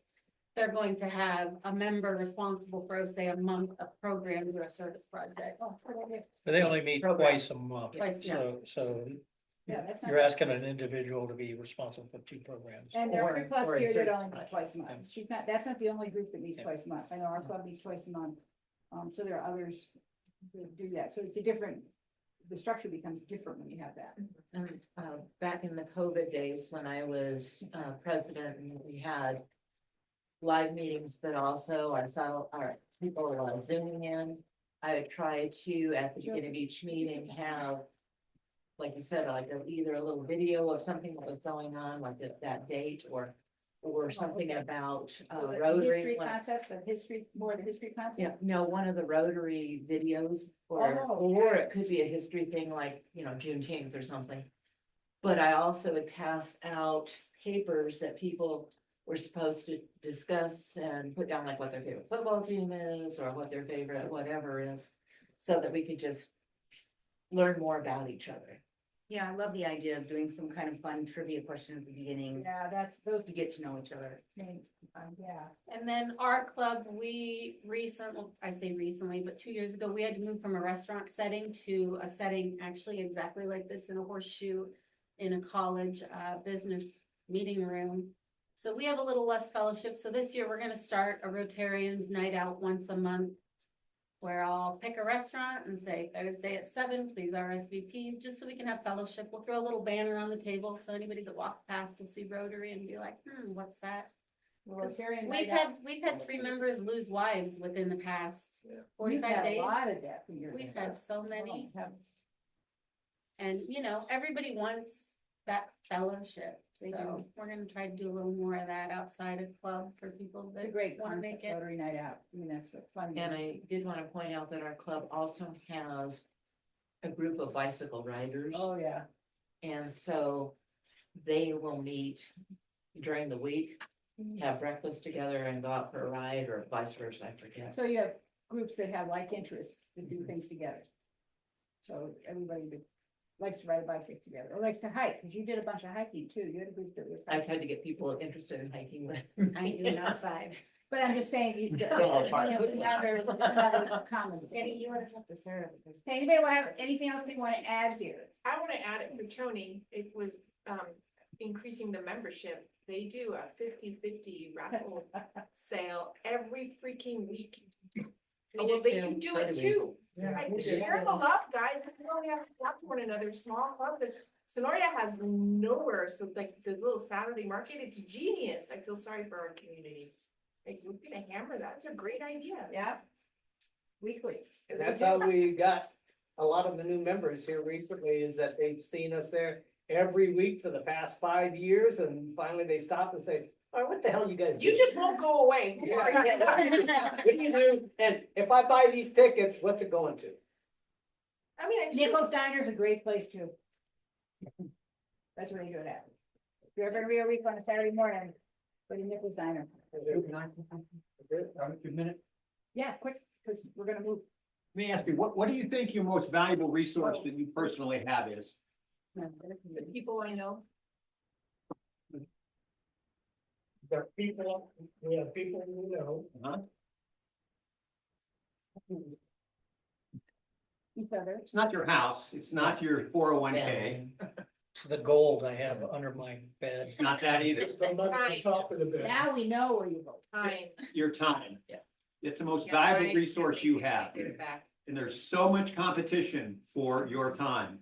Your employers want you carry a cell phone and you take your laptop home. Okay. There's just so much. So if they're gonna give you their valuable time, you need to be sure that they're gonna feel like that the time they've spent in Rotary is worth their valuable time. I mean, I've gotten fewer years ahead of me than I have behind me, so time is becoming very important to me. So we're gonna keep moving. Okay. We're gonna keep moving. Speaking of time. We're gonna keep moving. So this is a big thing that comes to me often. How do you plan a community service project? How do you do that? Some people are really good at that. Some people struggle with that. So I'm gonna ask you all to mix yourselves up. I'm already mixed up. Find a new partner, sit in a different chair, take a tablet. So talk about what it takes to put a service. The other things are how do you figure out what your community needs, basically? How do you leverage your club's strengths to address that need? How do you do that? And some of you, again, do that really well. And what resources and partnerships will be needed to be successful in that project? I'll read them again as you get up and move around. Oh, okay. All right, how to determine, number one, talk to members who might belong to different organizations, and they are doing something and they could use some help or some resources for their projects, because you have a lot of members that are not only Rotarians, that they belong to other things. If you don't have that, you talk to city and county officials and what's going on in the city and county that they could use some help at. And one thing that Rio Rico has is really good relationship with the schools. We meet at the school district office, we have school district supervisor, and we talk to them, what's coming up, the blitz or something, what do you need, what help do you need? So those are three good sources to find out what's going on in the community. Number two, leverage your members' vocations and specialties and their networks. Because each member is going to have networks. If they come from somebody else, someplace else, they can reach out to those places and get help from other organizations and other communities that they came from. And then number three, resource and partnerships, manpower, providing funding, advertising your stuff that's going on. And again, finding somebody, Sierra Vista has the editor of the local newspaper in their club. So that's one thing. We have the social media director for the school system in our club. So they get all that information out through their networks. And importantly, find a project champion that is very passionate about that project in your group. Because if you're just throwing something out there and you don't have somebody that's passionate about what that project is, it's not going to go in. Okay. You guys, other side of the room. Ditto. Yeah, we're done. Same time. Terry. Same time. Anything you wanna Actually, add? much of it was the same over here, and That's we okay. really kind of got into a more of a discussion on just all the good things and the communication aspect of things that we all have and that as different clubs that we're trying to do amongst each other, which is really refreshing. I think the only thing to add is that commit to attending other clubs' meetings. Okay. That's a great experience. How many of you have visited another club? It pays off, ever. It pays off. It's so interesting to go to other clubs. Our club requires it to get your badge, right? Yeah. Yeah, that's a To cool go thing. from being a new member with the red badge to becoming. And not everybody does the red badge. Well, of course, that's easier for Sierra Vista or Tucson because it's not far. It's tough for Wilcox, Benson, Benson. Douglas. Safford. Yeah, it's tough for those you're gonna travel 30, 40 miles to go visit another club. We're actually planning to go, there's one other satellite club, it's in Tucson, and we're gonna go as a club and go visit. And what is like Sierra They're Vista? right. Isn't that Salarita, Salarita Satellite Club? Are you talking about the Rotary or a satellite? I didn't know there was a satellite. There's one other satellite. I thought Oro there was- Valley, Is that Oro Valley? they have one. I think. There's a really active Salarita. Rotary club. Isn't there Salarita having that one now? They're full club. They're full club now, because they started out as a So satellite. think about Rotary, because there's some cool Rotary. It's chartered at 27. Between a satellite club and a full club. Who wants to talk about that? Okay, so, the idea originally on satellite clubs is you get your satellite club. And when they get up to like 20, 25 members, then they go over and become a full club. I think it might even be on the team. But, so far, and luckily for us, our satellite club has not decided that they wanted to be their own club. They just wanted to help us and be part of their own club, doing their own thing, but not necessarily being their own complete club. Yeah, and a satellite club, you can set it up so it doesn't require a president, a treasurer, a secretary. In other words, in our case, for instance, I'm the secretary of both the Noon Club and the Satellite Club itself. So I handle all the membership. Does the stuff with satellite it. club have to be tied to one club? Or can Yes. it be tied to, It has to like be- Sierra Vista has 4 clubs, it could be tied to all 4 of them? No, it has to be tied to one. Just the club. one, okay. It's because we utilize their treasurer, their president, their secretary, but we have our own. Director, yeah. Okay. Okay, so we're gonna do one more of these, because we said we'd be done by 11:30, so we're structuring this to have one more session. So I'm gonna give you, we have one on public image ready to go. We have one on enhancing fundraising efforts and one on strengthening leadership. Anybody have a preference? Sam again? So we have Image? Improving public image and awareness, and I can talk briefly about that. And we've mentioned it many times already. It's important that we use the new logo. I'm gonna say it again and again. Sierra Vista, I'm gonna challenge you this year to put a new logo up as you drive into town. Because your logo is old, and that big sign that has all the clubs. It's like under $200 from Russell I'm Hampton. gonna challenge the Sierra Vista group to all get together and replace that. How's that? It needs to be replaced. Enhancing fundraising efforts. If you'd like to talk about that. There are people here that are really good at it. There are people here that are new at it. So remember the population here. I mean, this one we may want to talk about more. And the last one I had was strengthening leadership skills. So why don't who's you gonna sign do one to volunteer? one and one to another? That's a good idea. So let's do, who wants to do fundraising? Which group would like to do fundraising? Neither. Which group would like to do leadership? Neither. Or am I gonna assign? Tina raised her hand for leadership. Leadership. Public Well, image. leadership over here and public image here. Okay. So public Good image. call. Where'd it go? Good job. How is your club perceived in your community? What channels can we use to effectively communicate our club's mission?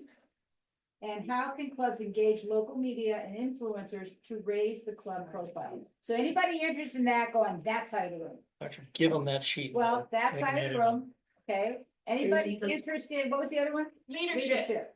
Anybody interested in leadership, go on this side of the room over here. I'm gonna give them this. You gotta be done. And this is gonna be 10 minutes max. Guys. Get up, quiet. Almost. All right, what's this one, learning, strengthening learning, leadership. Leadership. What'd you say? Okay, I'll go first. Qualities and make an effective leader. We came up with all the ones that you can read here. You go. You can't read it. You can't read it? The spelling, the Honesty, empathy, being relatable, organization, adaptability, aware of your group and the dynamics in your group, being transparent with your goals, your communication, and your agendas. Delegating, commitment, passion. Who said that? Come up with that.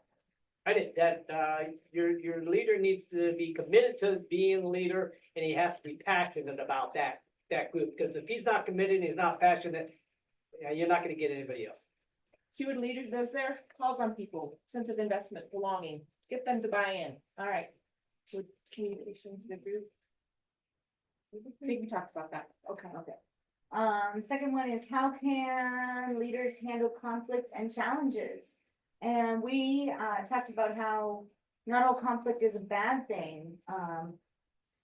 Conflict is an opportunity, and don't shy away from it. If you make it sound like conflict is a bad thing, then that creates that culture in your group. If you have a group of 10, 20, huge group, a committee of 10 people, you have 10 different opinions. That's what makes that a great team, to have different collaborative ideas and come up with a really interesting and successful project idea, whatever. So our group talks about conflict is actually passion. It shows investment. Empathy is the end of any good committee, group, or project. If people don't care, if they're not engaging. Conflict means they have buy-in, their passion. You can tap into that. You can.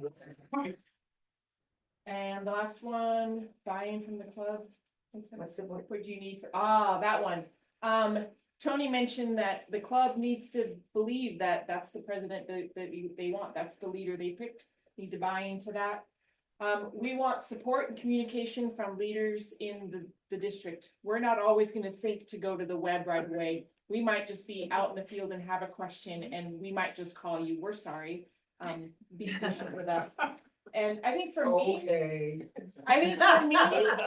the big one is to that it's okay that we make mistakes. That you folks say, yeah, that's fine. That happens. Let me show you where to get the information or who to talk to, so that we don't do this again. So, grace.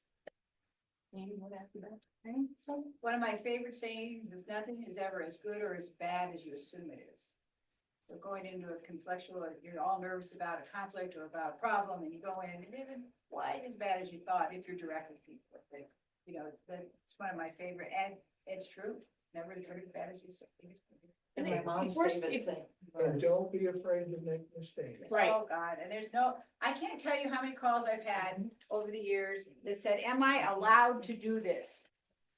I think I asked you that. You did. But many calls like that, and Rotary, there's no Rotary police, guys. There's nobody that's gonna say, can't do that unless it's illegal. Unless it's. Just go back to the 4-way test. You go back to that and the minimum for a club is twice a month. The minimum meetings are twice a month, okay? No one's gonna check. We don't take attendance anymore. Some clubs do, but they don't. So just know that, there's no Rotary police is my favorite saying. And my mom's favorite saying, it's easier to ask forgiveness than permission. Always, Hey, always. there was one that Annalisa and I had, and Okay. that, if you're not pissing somebody off, you're not trying. There you go. All right. Okay. So, Okay, we vary from very small communities to Sierra Vista, which for us is a large community. And so we have different ways about getting our word out. So Bud was talking about that they put information about their events on the bulletin board at the post office.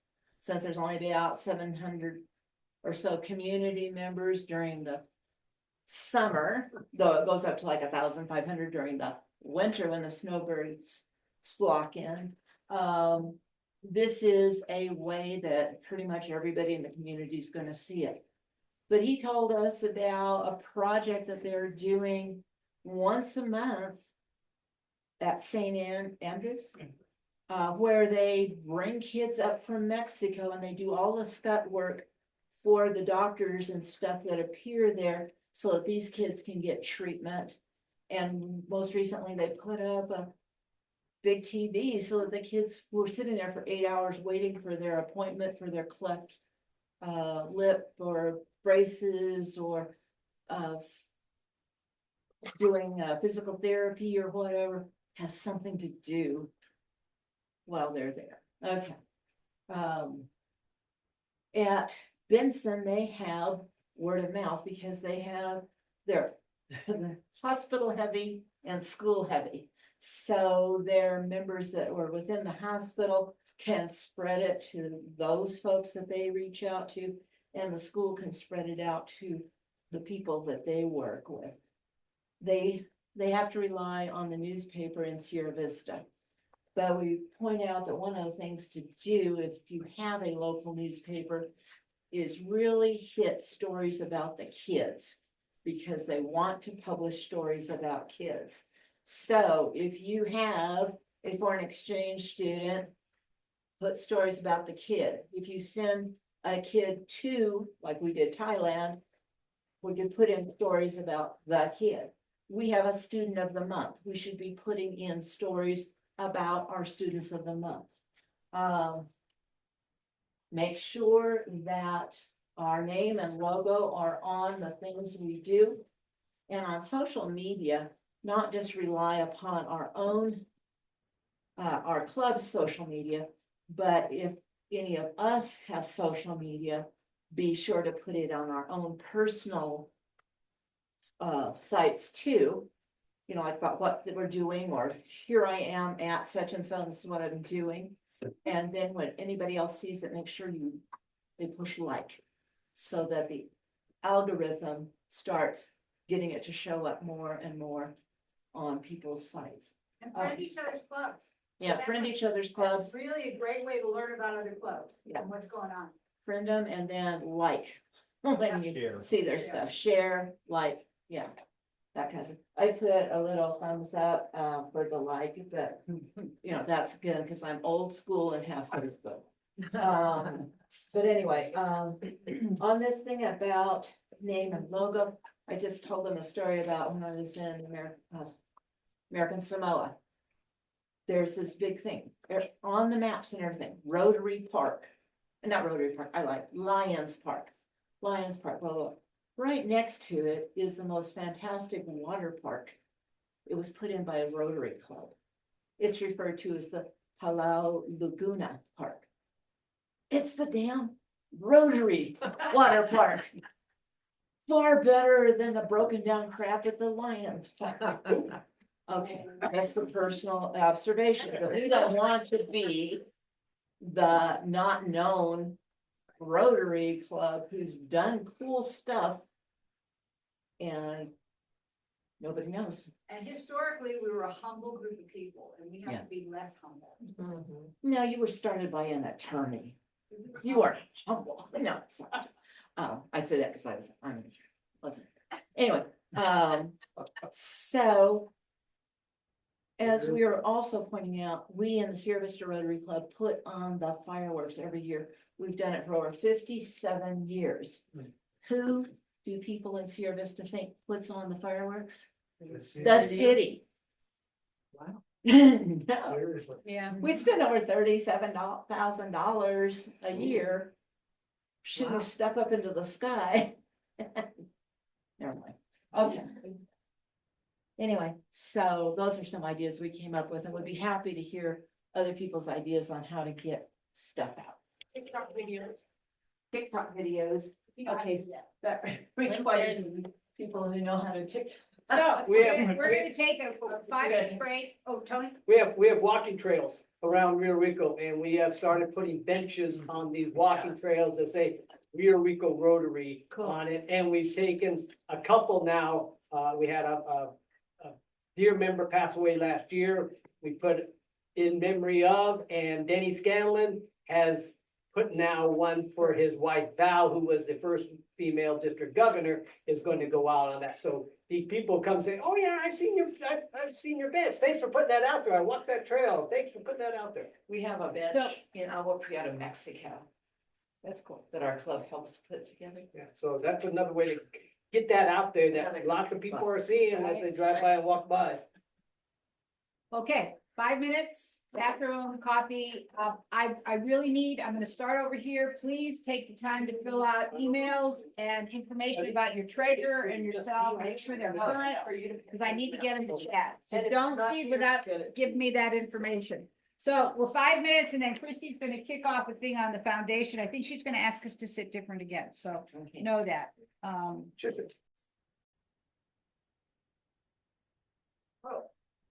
Okay, well, I'm really grateful to Sue for leaving the best for last. Yay.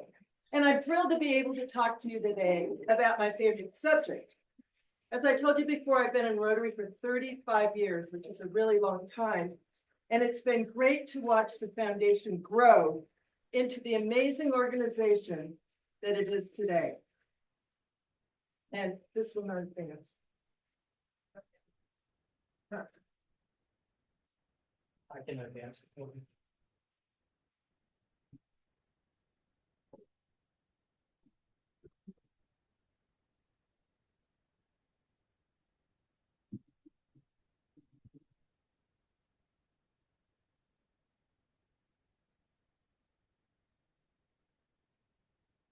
Let's say that.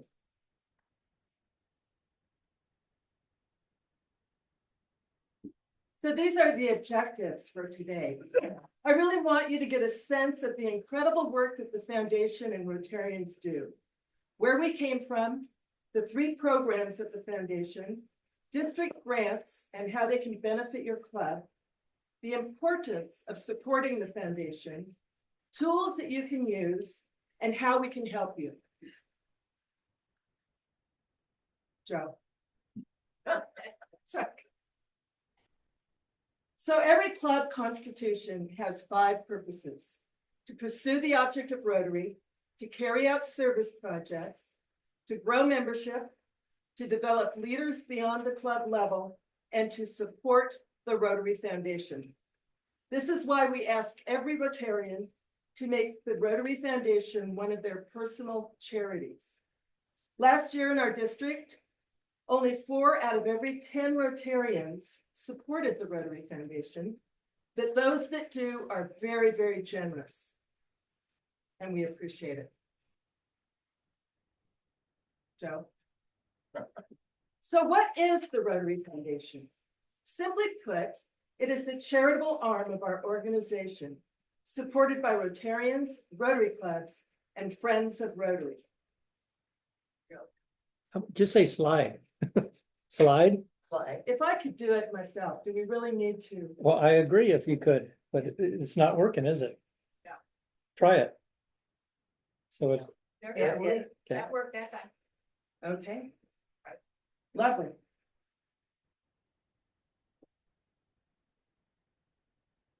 It worked that time. It's There, yes. okay. So our organization started with the vision of this one man, Paul Harris.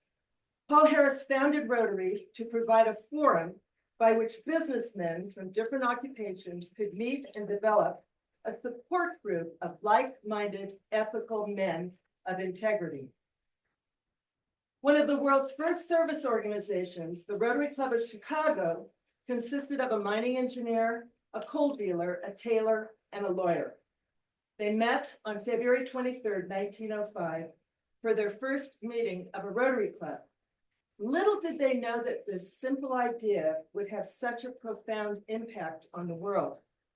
Today, there are 1.4 million Rotarians in 46,000 Rotary clubs and Rotaract clubs, and about 400,000 youth in Interact clubs all around the world in over 200 countries and geographical areas. Rotary began serving the community a year later in 1906, when the Rotary Club of Chicago donated a horse to a local preacher in Joliet, Illinois, and then led a campaign to build a public restroom at City Hall. Our motto, service above self, was coined in 1911. In 1917, RI President Arch C. Clark proposed an endowment fund for the purpose of doing good in the world. The fund received its first contribution of $26.50 from the Rotary Club of Kansas City, Missouri. By 1928, when the endowment fund had grown to more than $5,000, it was renamed the Rotary Foundation, and it became a distinct entity within Rotary International.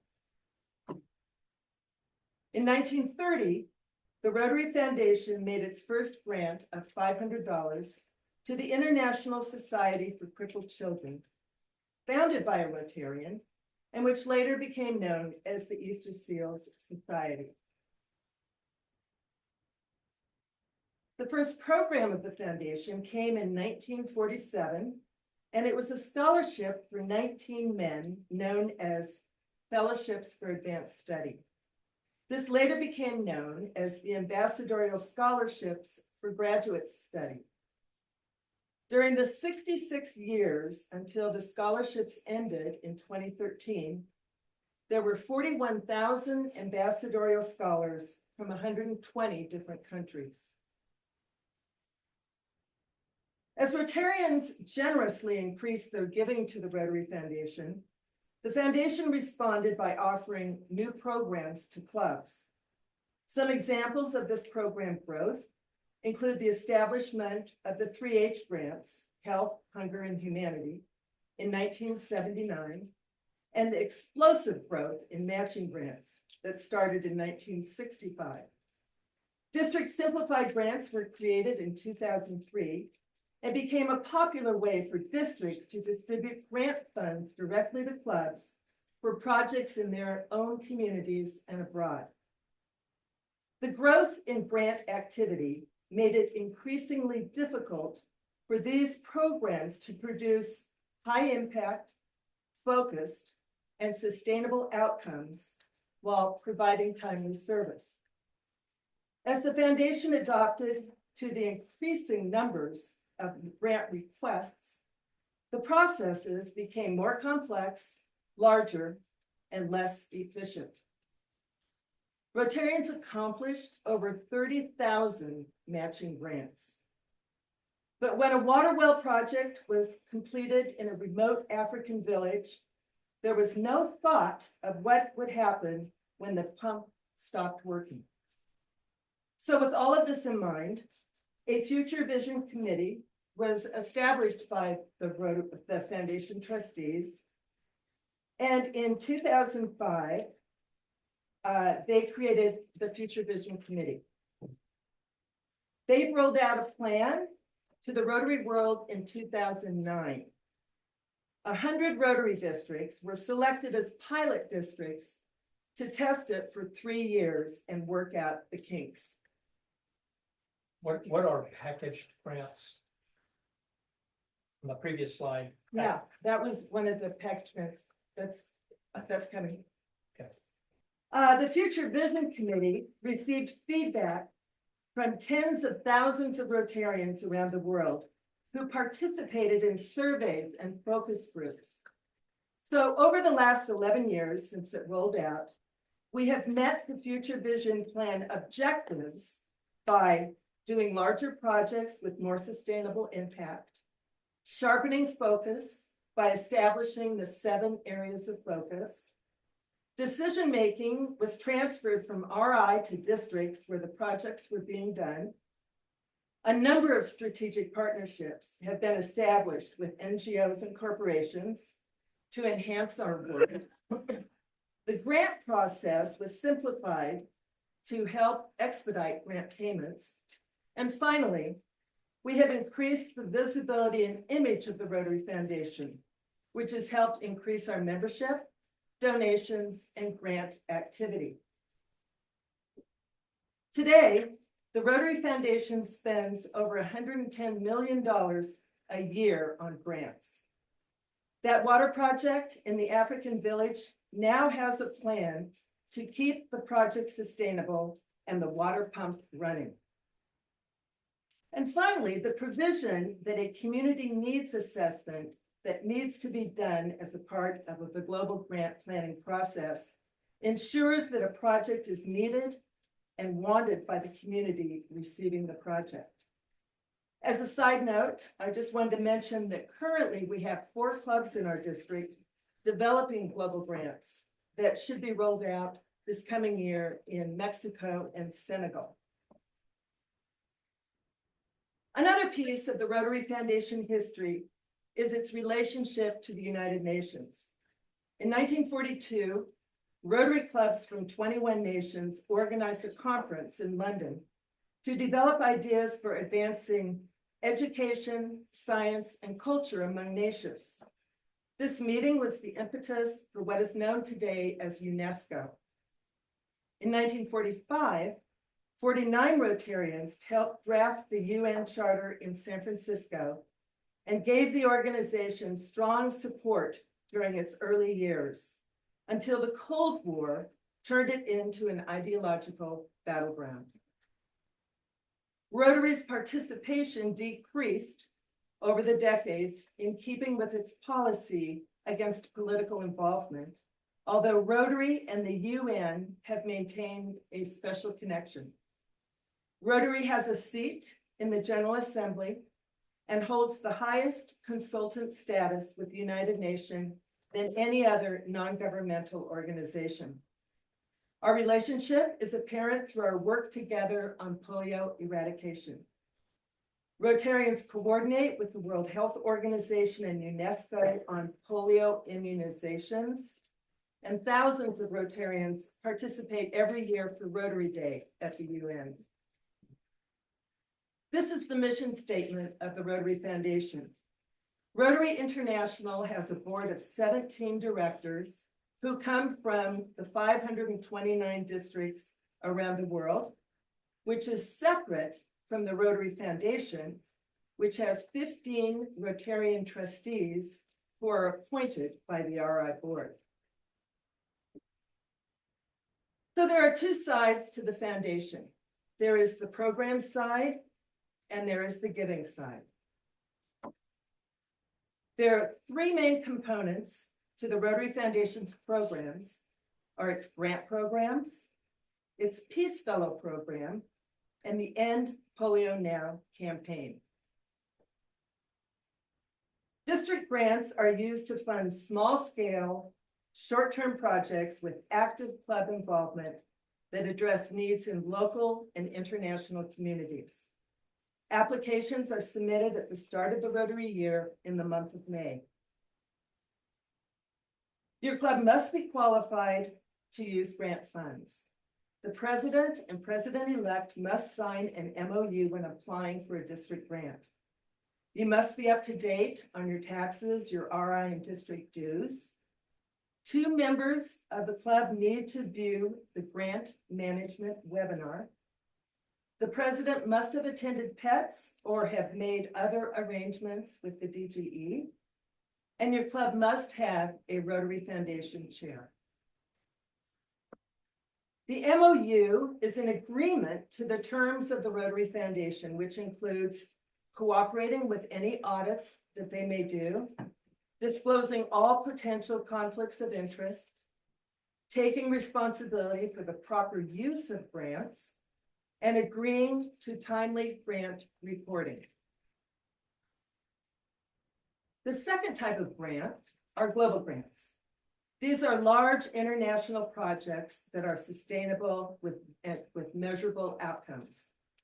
They can be humanitarian projects. They can be scholarships for graduate level academic studies, or they can be vocational training teams. These are groups of professionals who travel abroad, either to teach local professionals about their field or to learn about it themselves. Global grants must be in one of the 7 areas of focus. And these are the 7 areas of focus: disease prevention and treatment, water sanitation and hygiene, community and economic development, basic education and literacy, maternal and child health, peace building and conflict prevention, and supporting the environment. New this year, we now have a grant resource team of 11 Rotarians that are experts at filling out global grant requests and ready to help our clubs. Now we're going into the packaged grants. The foundation trustees have added 2 more grant programs over the last 4 years. The program of Scale Grant is a large-scale, high-impact program that has already demonstrated success as a global grant. Scaling up proven programs over time will benefit many people and foster policy development and sustainable programs from 3 to 5 years.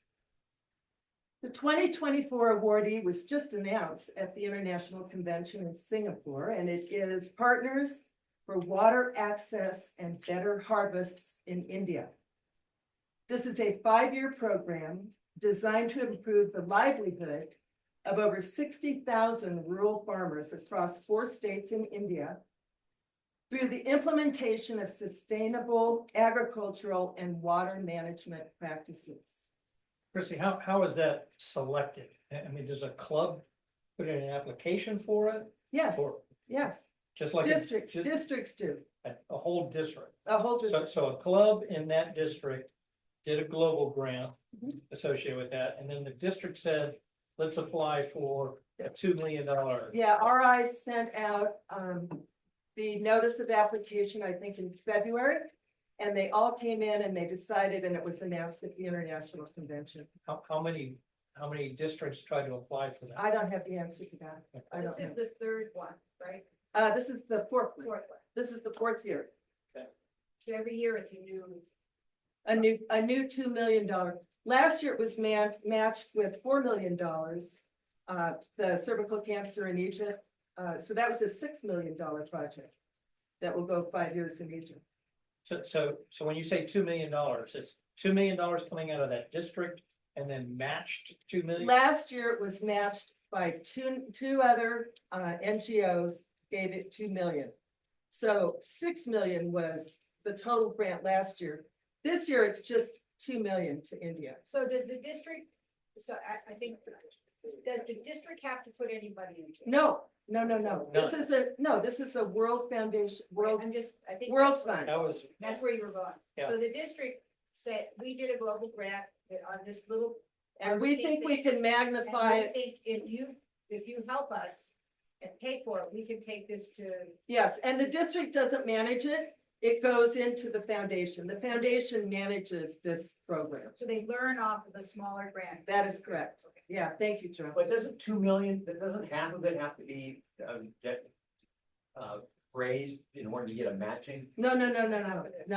These So are they'll- packaged grants Ooh. given by the World Fund. So there's no need for a, grant for clubs or No. districts to put any money into it? It No. just comes from on top and just. Right, it comes from the Wow. World Fund of Okay. the foundation. So the 4th grant is the Disasters of Great Magnitude Grants. These are disaster response grants that support relief and recovery efforts in areas affected by natural disasters within the prior 6 months. Active grants right now are the Brazilian floods, the Moroccan earthquake, the Pakistani floods, and the Ukraine Response Fund. Rotary also partners with Shelterbox on the front lines of disaster relief. 90% of Shelterbox deployments involve local Rotary clubs, and over $48 million have been donated by Rotarians and Rotary clubs to date. On those, the Maui fire, so I know that the district there in Hawaii put together a fund direct to TRF in support of that. But you're saying Rotary International also came in on top with a disaster relief grant. Right. To support them as well. So the disaster relief grants are $25,000 blocks of money that districts apply for. They don't have to match it. It's just the cash is given to the district.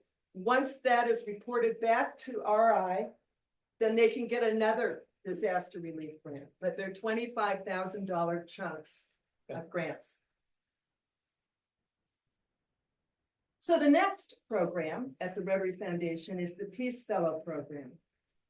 To honor Paul Harris on the 50th anniversary of his death, the Rotary Foundation established the Rotary Peace Centers in 1999.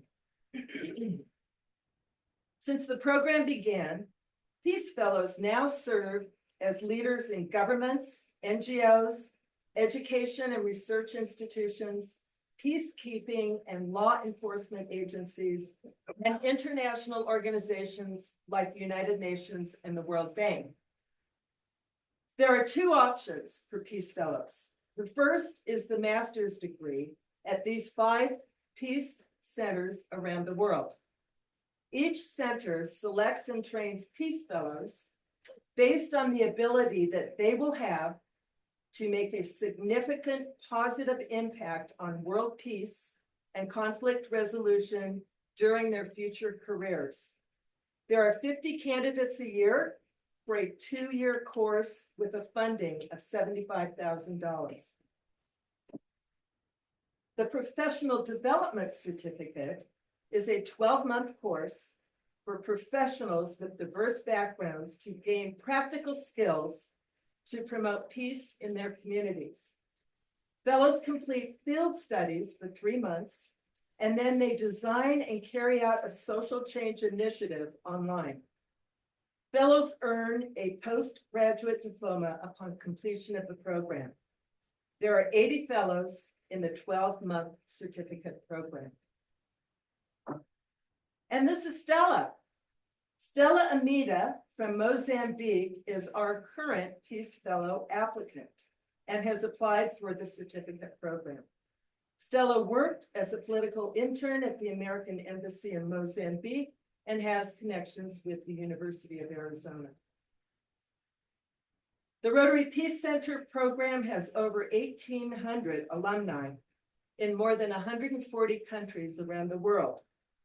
95% of these alumni work in areas related to peace and conflict resolution. This program is near and dear to our hearts. Rotary's involvement in polio eradication began in 1979 with a 5-year commitment to provide and help deliver polio vaccine to 6 million children in the Philippines. In the next 4 years, similar 5-year commitments were approved for Haiti, Bolivia, Morocco, Sierra Leone, and Cambodia. In the early 1980s, Rotary began planning for its most ambitious program in its history, to immunize all of the world's children against polio. This year marks 39 years since Rotary launched its Polio Plus program. Since 1985, Rotary and its partners have helped reduce the number of cases from 350,000 annually across 125 countries to 12 cases last year. Close to 3 billion children have received the oral vaccine. We are 99.99% there and remain committed until the disease is completely eradicated. Rotary has a big role in polio eradication as a member of the Polio Eradication Initiative by surveilling polio cases as they occur, by promoting national immunization days in various countries, and by fundraising.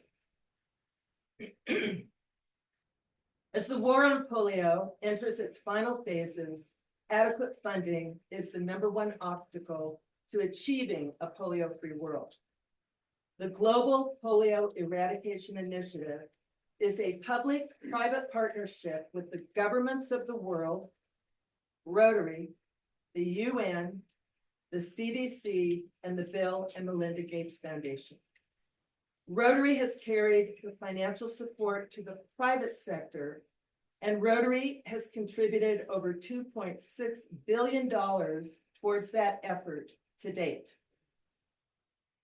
Surveillance is one of the most important jobs done to eradicate polio in Afghanistan and Pakistan, which is the two remaining endemic countries where the wild virus remains. Environmental testing surveillance involves testing sewage and other environmental samples for the presence of the polio virus. Effective polio surveillance requires virologists, epidemiologists, clinicians, and national immunization program staff backed up by a global network of laboratories. This map shows the 146 polio laboratories in 92 different countries around the world.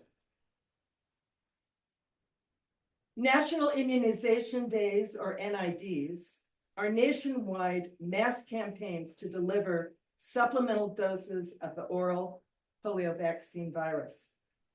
The World Health Organization provides specific guidelines for NIDs, but each country plans and carries out their own program in coordination with the World Health Organization and with Rotarians. They are conducted in 2 rounds, 1 month apart. I had the distinct honor of participating in 2 NIDs.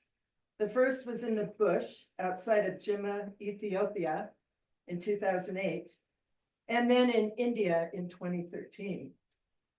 The experience was life-changing, as any Rotarian will tell you that has had the opportunity to join an NID. Witnessing the lives of children changing before your eyes is remarkable. And I get choked up every time I think about it. So finally, we have fundraising. Rotary's financial support for Polio Plus is magnified again this year with the Gates Foundation 2-to-1 match. We ask Rotarians to join us each November for the Ride to End Polio, either indoor or outdoor on one of the routes. We are proud to say that our district has raised more than $65 million to aid in Rotary's fight to end polio over the years, making it one, if not the single largest fundraiser in the history of Rotary. When we had in Toronto at the International Convention, our district was honored at one of the keynotes for the amount of money we've given. That was just up till Toronto, which was pre-COVID. That's great. So we had there's a big trophy, a big honor thing at Rotary International for our district for this project. Oh, good to know. Yeah, it's pretty cool. So this slide reflects the slow reduction of the wild polio virus over the years, starting with 350,000 in 1988, down to 3,000 in 2000. Then it jumped down to 200 in 2012. And the last couple of years, we went down to 6, and the last couple of years, we've had 10 to 12 cases. This year, we've had 5 cases in Afghanistan and 5 cases in Pakistan so far. So the next section is a discussion on district grants and how they are underused in our district. This slide shows the district grant activity the last 3 years. In 21-22, 5 clubs got grants of $6,000 each, using half of the district grant funds for that year. So 10% of our clubs got 50% of the district grant money. They were all wonderful projects, but only 16 out of 52 clubs participated in district grants. And we wanted to see more clubs involved. The last 2 years, we've sent money back to RI that wasn't used. Last year, we sent back $10,000, and this year we're sending back $14,000. Although 9,000 of that went to clubs that had projects, they just didn't come to fruition, so they sent us the money back at the end of the year. So what happens then is we send that money back to RI, and then it's rolled over to global grants. So we keep that money. We just can't use it for district grants again. So we had 16 grants in 21-22. We had 17 last year in 22-23. And this year we had 21 grants. So our trend is getting better. And you can see But some of our But we clubs, sent back 14,000, you're saying? this year we had 3 clubs that had $9,000 in grant money. And their projects did not come to fruition. So we just got the money back from that at the end of the year. And you can see a lot of them are repeats, but we have a lot of clubs that don't participate. So the Rotary Foundation Committee made some changes to the district grant policy this year in an effort to get more clubs involved. Grant awards were reduced from $6,000 to $4,000. This was done in anticipation that if more clubs applied for district grant money, we would have enough funds to go around for everybody. We simplified the grant application process by reducing the 13-page application to an online grant module in Club Runner. We actually had a lot of trouble with Club Runner this year, and we were planning on reverting back to paper when the decision was made to move to DAC-DB. So we are thrilled. And when I was in Oregon, I used the grant module in DAC-DB for 9 years, and it is slick. It is just so easy to use. We also changed the requirement that a district grant project needed to be in one of the 7 areas of focus. The biggest change we made is that grant funds may now be used for an annual club project if the beneficiaries are new. So if you do a Christmas party every year for kids, or you do a dictionary project every year, you can now apply for district grant money. And that starts at $250 up to $4,000. That's the matching. The matching, That's the matching. correct. When you say the beneficiary, so 3rd graders at Mountain Vista Elementary. And this year, 3rd graders at the same school next year, is that the same beneficiary? No, Because it's a 3rd Because grade. those 3rd graders will be 4th graders the next year. Okay. So it goes all the way to the individual being, if the individual being impacted is different, it's a different beneficiary. Yeah, Okay. yeah. And actually, most districts around the Rotary world, that's how they do it. So Oh. just to be clear. Yes. There's some new people in the room. So a $250 grant would be a $500 grant. Yeah, a matching. So it'd be a $500 budget, and you get $250 in district grant money and $250 from your club money. So that's the smallest that's available. That is the smallest that it is available. So one more. Yeah, no problem.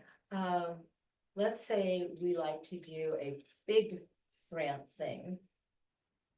But now we're looking at, when you're saying this, it's like, well, could we also ask for a grant to do one of a little small recurring thing?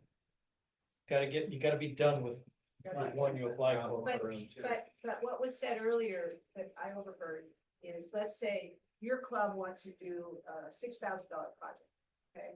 So you apply for 4 and my club applies for the other 2. Yeah, partnering is great. Yeah, but I'm talking about, like, if we do a big thing with some other club or just with us. But then we think we would like to do what we just did this year, which was instead of doing dictionaries, we went to each of the schools and let them pick their own books out of Scholastic, so that the kids got a book of their own choice to read, and the school got money back for extra books. Sure. So maybe we would like to do that. First one first. Okay. If your Rotarians are involved. If your club members are involved in the project, But you have to be done with the first one you applied for first. before you do another one, If if there's there's- money if left there's over. money left over. dumb question, kind of related to the one being done. So we have a grant for 23-24 currently ongoing, that's not finished up yet. That doesn't impact applying for the 24-25. Oh, it does. Yes, you have to be finished with it. So if it's not finished by July 31st, we cannot apply for a district grant No. for like my year. June 30th? Well, June 30th, if you have an interim report filed and it's been approved by the district grant chair, then you just keep doing that district grant. You cannot apply for a new one until the final report on your existing one has been approved. And that request for extension has to be in by the end of this month. Yeah, it should be in right now. With Audrey. But in our case, Casey, what it means is that we wouldn't be able to apply for a $8,000 project. We'd have to wait for the second round. Unless we do an extension. No, even with an extension. No. We can't get new money. No. Until. So we have no district grant for my year until round 2. Until we get this Yeah. one done.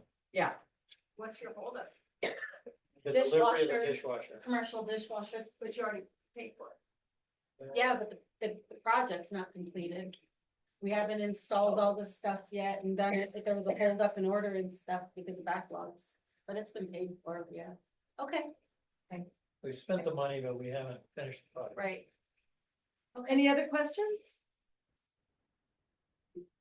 So I hope that every club in here applied for district grant this year, no matter how large or small you are. I mean, most of the people in this room have applied before, most of them. I was hoping Tina had to leave, but they haven't had one in a while. So I know you're gonna follow up with Tina, but please encourage anybody. So I have a question for the satellite club. Yes, So are they, since they're underneath the umbrella of the Sierra Vista Club, are they then limited to apply?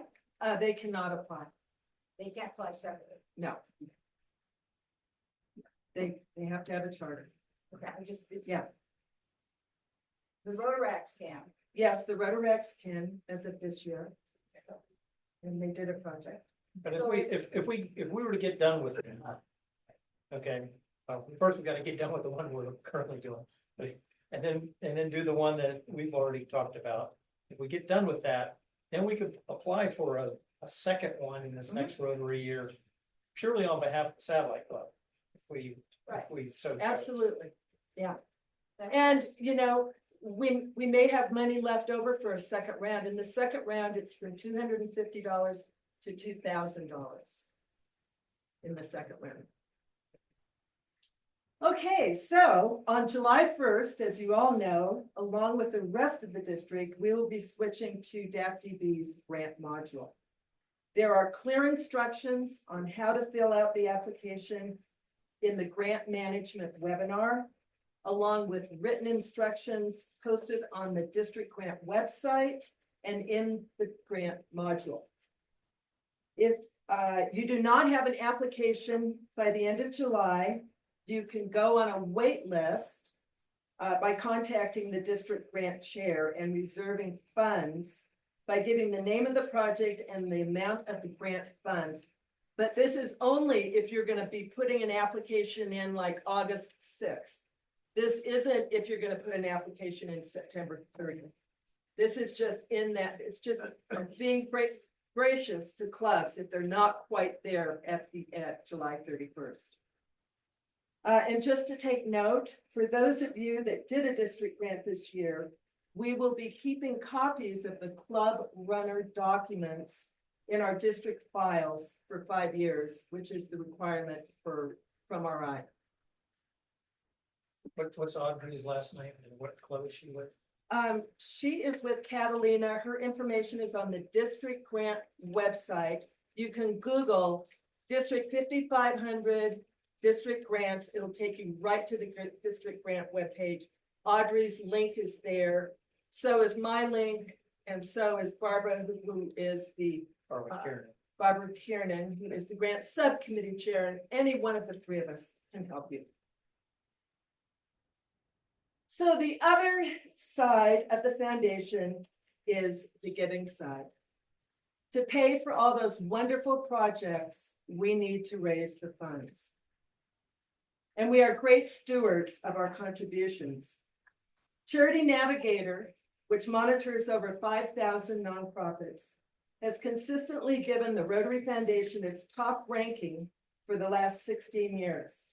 The 4-star award in recognition that our foundation, quote, exceeds industry standards and outperforms most charities in its kind, unquote.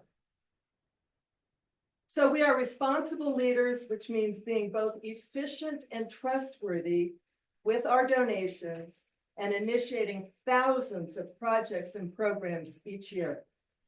We are committed to making the most out of every dollar, and that is why we use nearly 91% of our funding for programs in an industry where the average is 65%.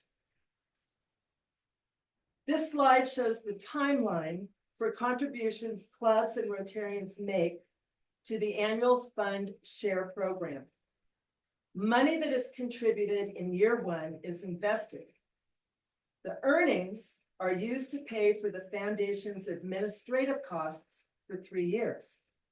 At the end of 3 years, the investments are liquidated, and then that money is divided between the district that the money came from and the World Fund. So this slide shows the annual fund giving that our district has done the last 5 years. As you can see, our pre-pandemic giving to share was higher. Our Rotarians gave about $260,000 a year. During the pandemic, it went down to about $210,000.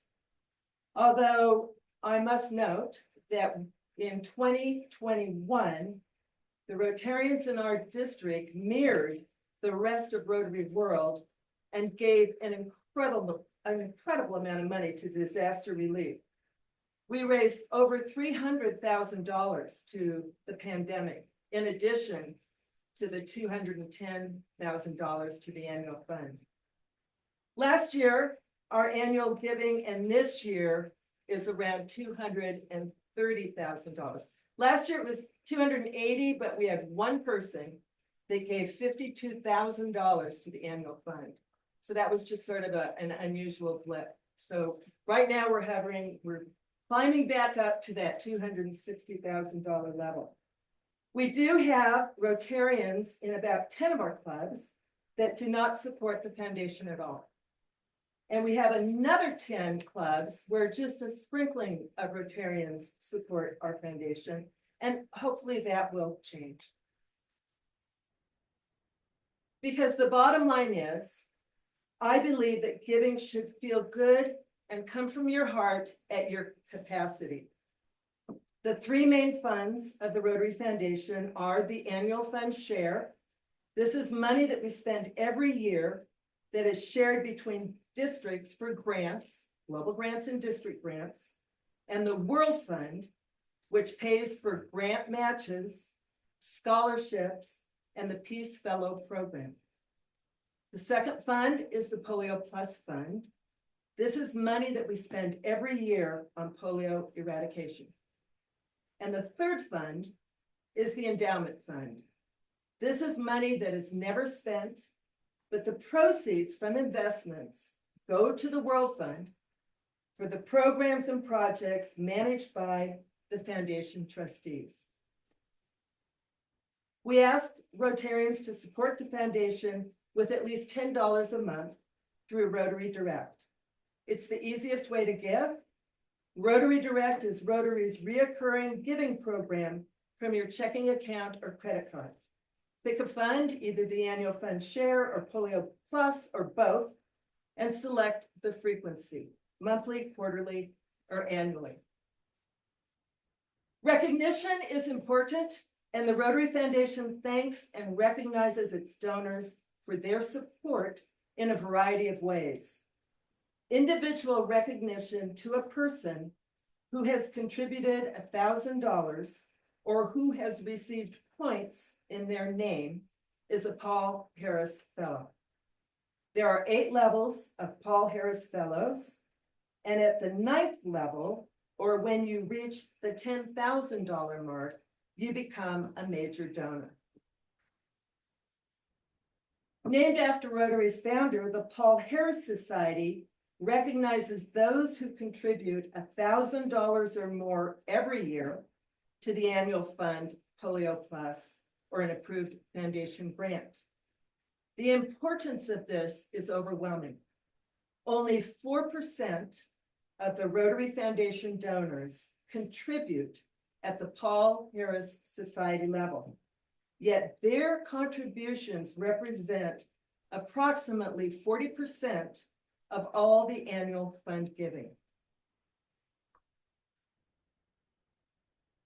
Couples or individuals can become major donors through outright or cumulative contributions of $10,000 to $250,000, and there are 4 levels of major donors. The Arch C. Clump Society has 6 levels for contributions from $250,000 to $10 million. Moving on to estate planning, the recognition for a commitment of $1,000 to the Rotary Foundation in an estate plan is a benefactor. Isn't it 10? Is it 10? Yeah. Oh, 10,000, yeah, I'm sorry. Did I say 1? Yeah. No, I'm sorry, 10. We're all excited. Couples or individuals who have made commitments in their estate plans that total 10,000 or more are bequest society members. There are 6 levels from $10,000 to $500,000, with a pin at each level in various recognitions, including this crystal for level 1. Finally, we have the Triple Crown donors in our district who are very generous Rotarians that are Paul Harris Society members, major donors, and bequest society members. So yes. Is that just us? Are we the only district that has Triple Crown? No, actually, quite a few districts have it now. Actually, I started that program in Oregon in 2013. So we started in our district up in Oregon, and it has now populated to a lot of districts in our zone for sure, and some back east. So it's kind of moving. It's not an RI program. It is not an RI program. So we have a number of tools to help you and your foundation chair. The first is on Rotary.org's website. Everybody has signed into Rotary.org. Yes? Yes. Everybody? We all know it? When you click into My Rotary and you go to the box that says Membership and Foundation Reports and click on it, the first thing you will see is individual reports, and you can view the report for your personal contribution history to the Rotary Foundation. As presidents, you can see your club's giving. Yes. Another way to get your individual contribution record is to select the foundation button on the Ignite app, the DACDB app, when we move to DACDB. Back on the Rotary.org website, if you scroll down past individual contributions, past all the membership reports, and come down to contribution and recognition, you will come to club reports, and there are 6 reports that you can peruse with your club statistics. So in your handout, and if you could turn the light back on, Steve. In your handout, you have a current club recognition summary for your club. And if you could pull that out, please. These reports are available to you, your secretary, and your Rotary Foundation chair in your club. All 3 have access to these reports. Everybody have theirs? So up at the top, if you are a 100% Paul Harris Fellow Club, it will list that. And Rio Rico was in 2010-11. Congratulations. I have Rio Rico. That's what I'm looking at. We've been more than just 2010, 2011. We've been at 4 times. Why don't you send me an email on that? and I'll look into that. So up at the top, you have the number of Bequest Society members in your club, the number of Paul Harris Fellows, Rotary Direct donors, and the all-time giving to the Rotary Foundation from your club. Then you have a list of all of the members of your Rotary Club with their Rotary ID numbers, which is necessary when you are donating to the Rotary Foundation. The first column is a club member. If you have an H, that is an honorary member. They are still listed in a club recognition summary. The second column is recognition amount. This is cash, or this could be recognition points that you have received or one has received to get a multiple Paul Harris Fellow. The next column is their Paul Harris level. If it's just a Paul Harris Fellow or a +1, a +3, it goes up to +8, +9. And after +9, they quit recording. Then is the next column is the date that you became a Paul Harris Fellow. And the next column is the foundation recognition points available. These are points available to members in your club that can give these points to other people to make them a Paul Harris Fellow. It also will list any points that your club has. The next column is the last contribution date that individual donated to the Rotary Foundation, and also if it went to Polio Plus or the annual fund share. The next column is whether you have any benefactors in your club, and the last is Rotary Direct. Any questions on that? Yes. It's not a question as much as it is, what we've been doing in our club is whenever we get a new member, we immediately give them 500 Paul Harris points. So they get their first Paul Harris level for $500 instead of $1,000 to kind of prime the pump. Most clubs have tons of points that they're not doing anything with. And it's pretty easy to give 500 or whatever you'd like to do. Maybe you want to give them 1,000, I don't know, but something to get them on their way to kind of understand what it's about. Is that 500 a matching? It must be to get to 1,000. No, we ask them, we give them 500 and then we ask them, the hope is that they put their own 500 in. So they, Or it's a $100 match, or $100 a year till they get up to the Paul Harris Fellow level. Yeah. So it's just a way to kind of prime the pump. Okay, thank you for that. The next tool is the TRF Toolkit, which is on our District Foundation webpage. On this page, you will find various presentations. If you have a member that's becoming a Paul Harris Fellow, here's where you'll find the verbiage for the presentation, or a multiple Paul Harris Fellow. There are Bequest Society, Paul Harris Society, the Polio Plus Society enrollment forms. And there are links to brochures and information on all of the foundation donor programs. Also, RI's contribution form. There's a link to that. There's a link to the multiple donor form. This is if your club gets donations and your TRF chair fills out this form and sends it on to RI. This is it's fillable and it populates your RI number automatically. So it's really slick for the foundation chair to use.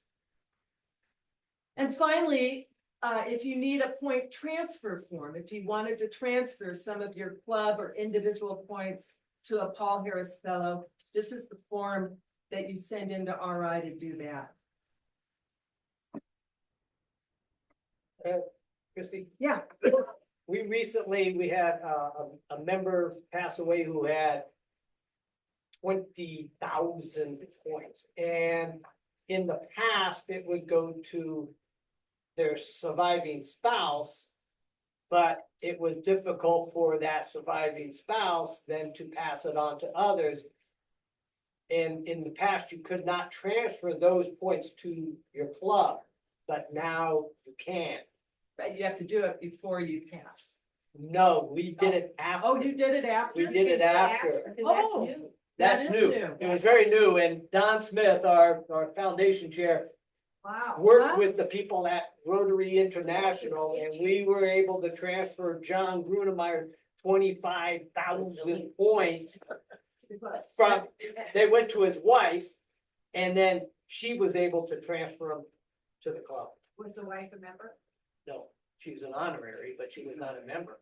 So And- that's new. Yeah, that was brand new. That was something that, because we thought, well, she can donate them to individual members, and we thought, okay, well, but somehow he finagled it with Rotary International to be able to do that. So like Dubac has had a lot of members pass away here lately that they can now get that transferred back to the club, which is your seed money that he said, to seed points to get new points. So that's brand new. Does it have to be a family member you transfer them to?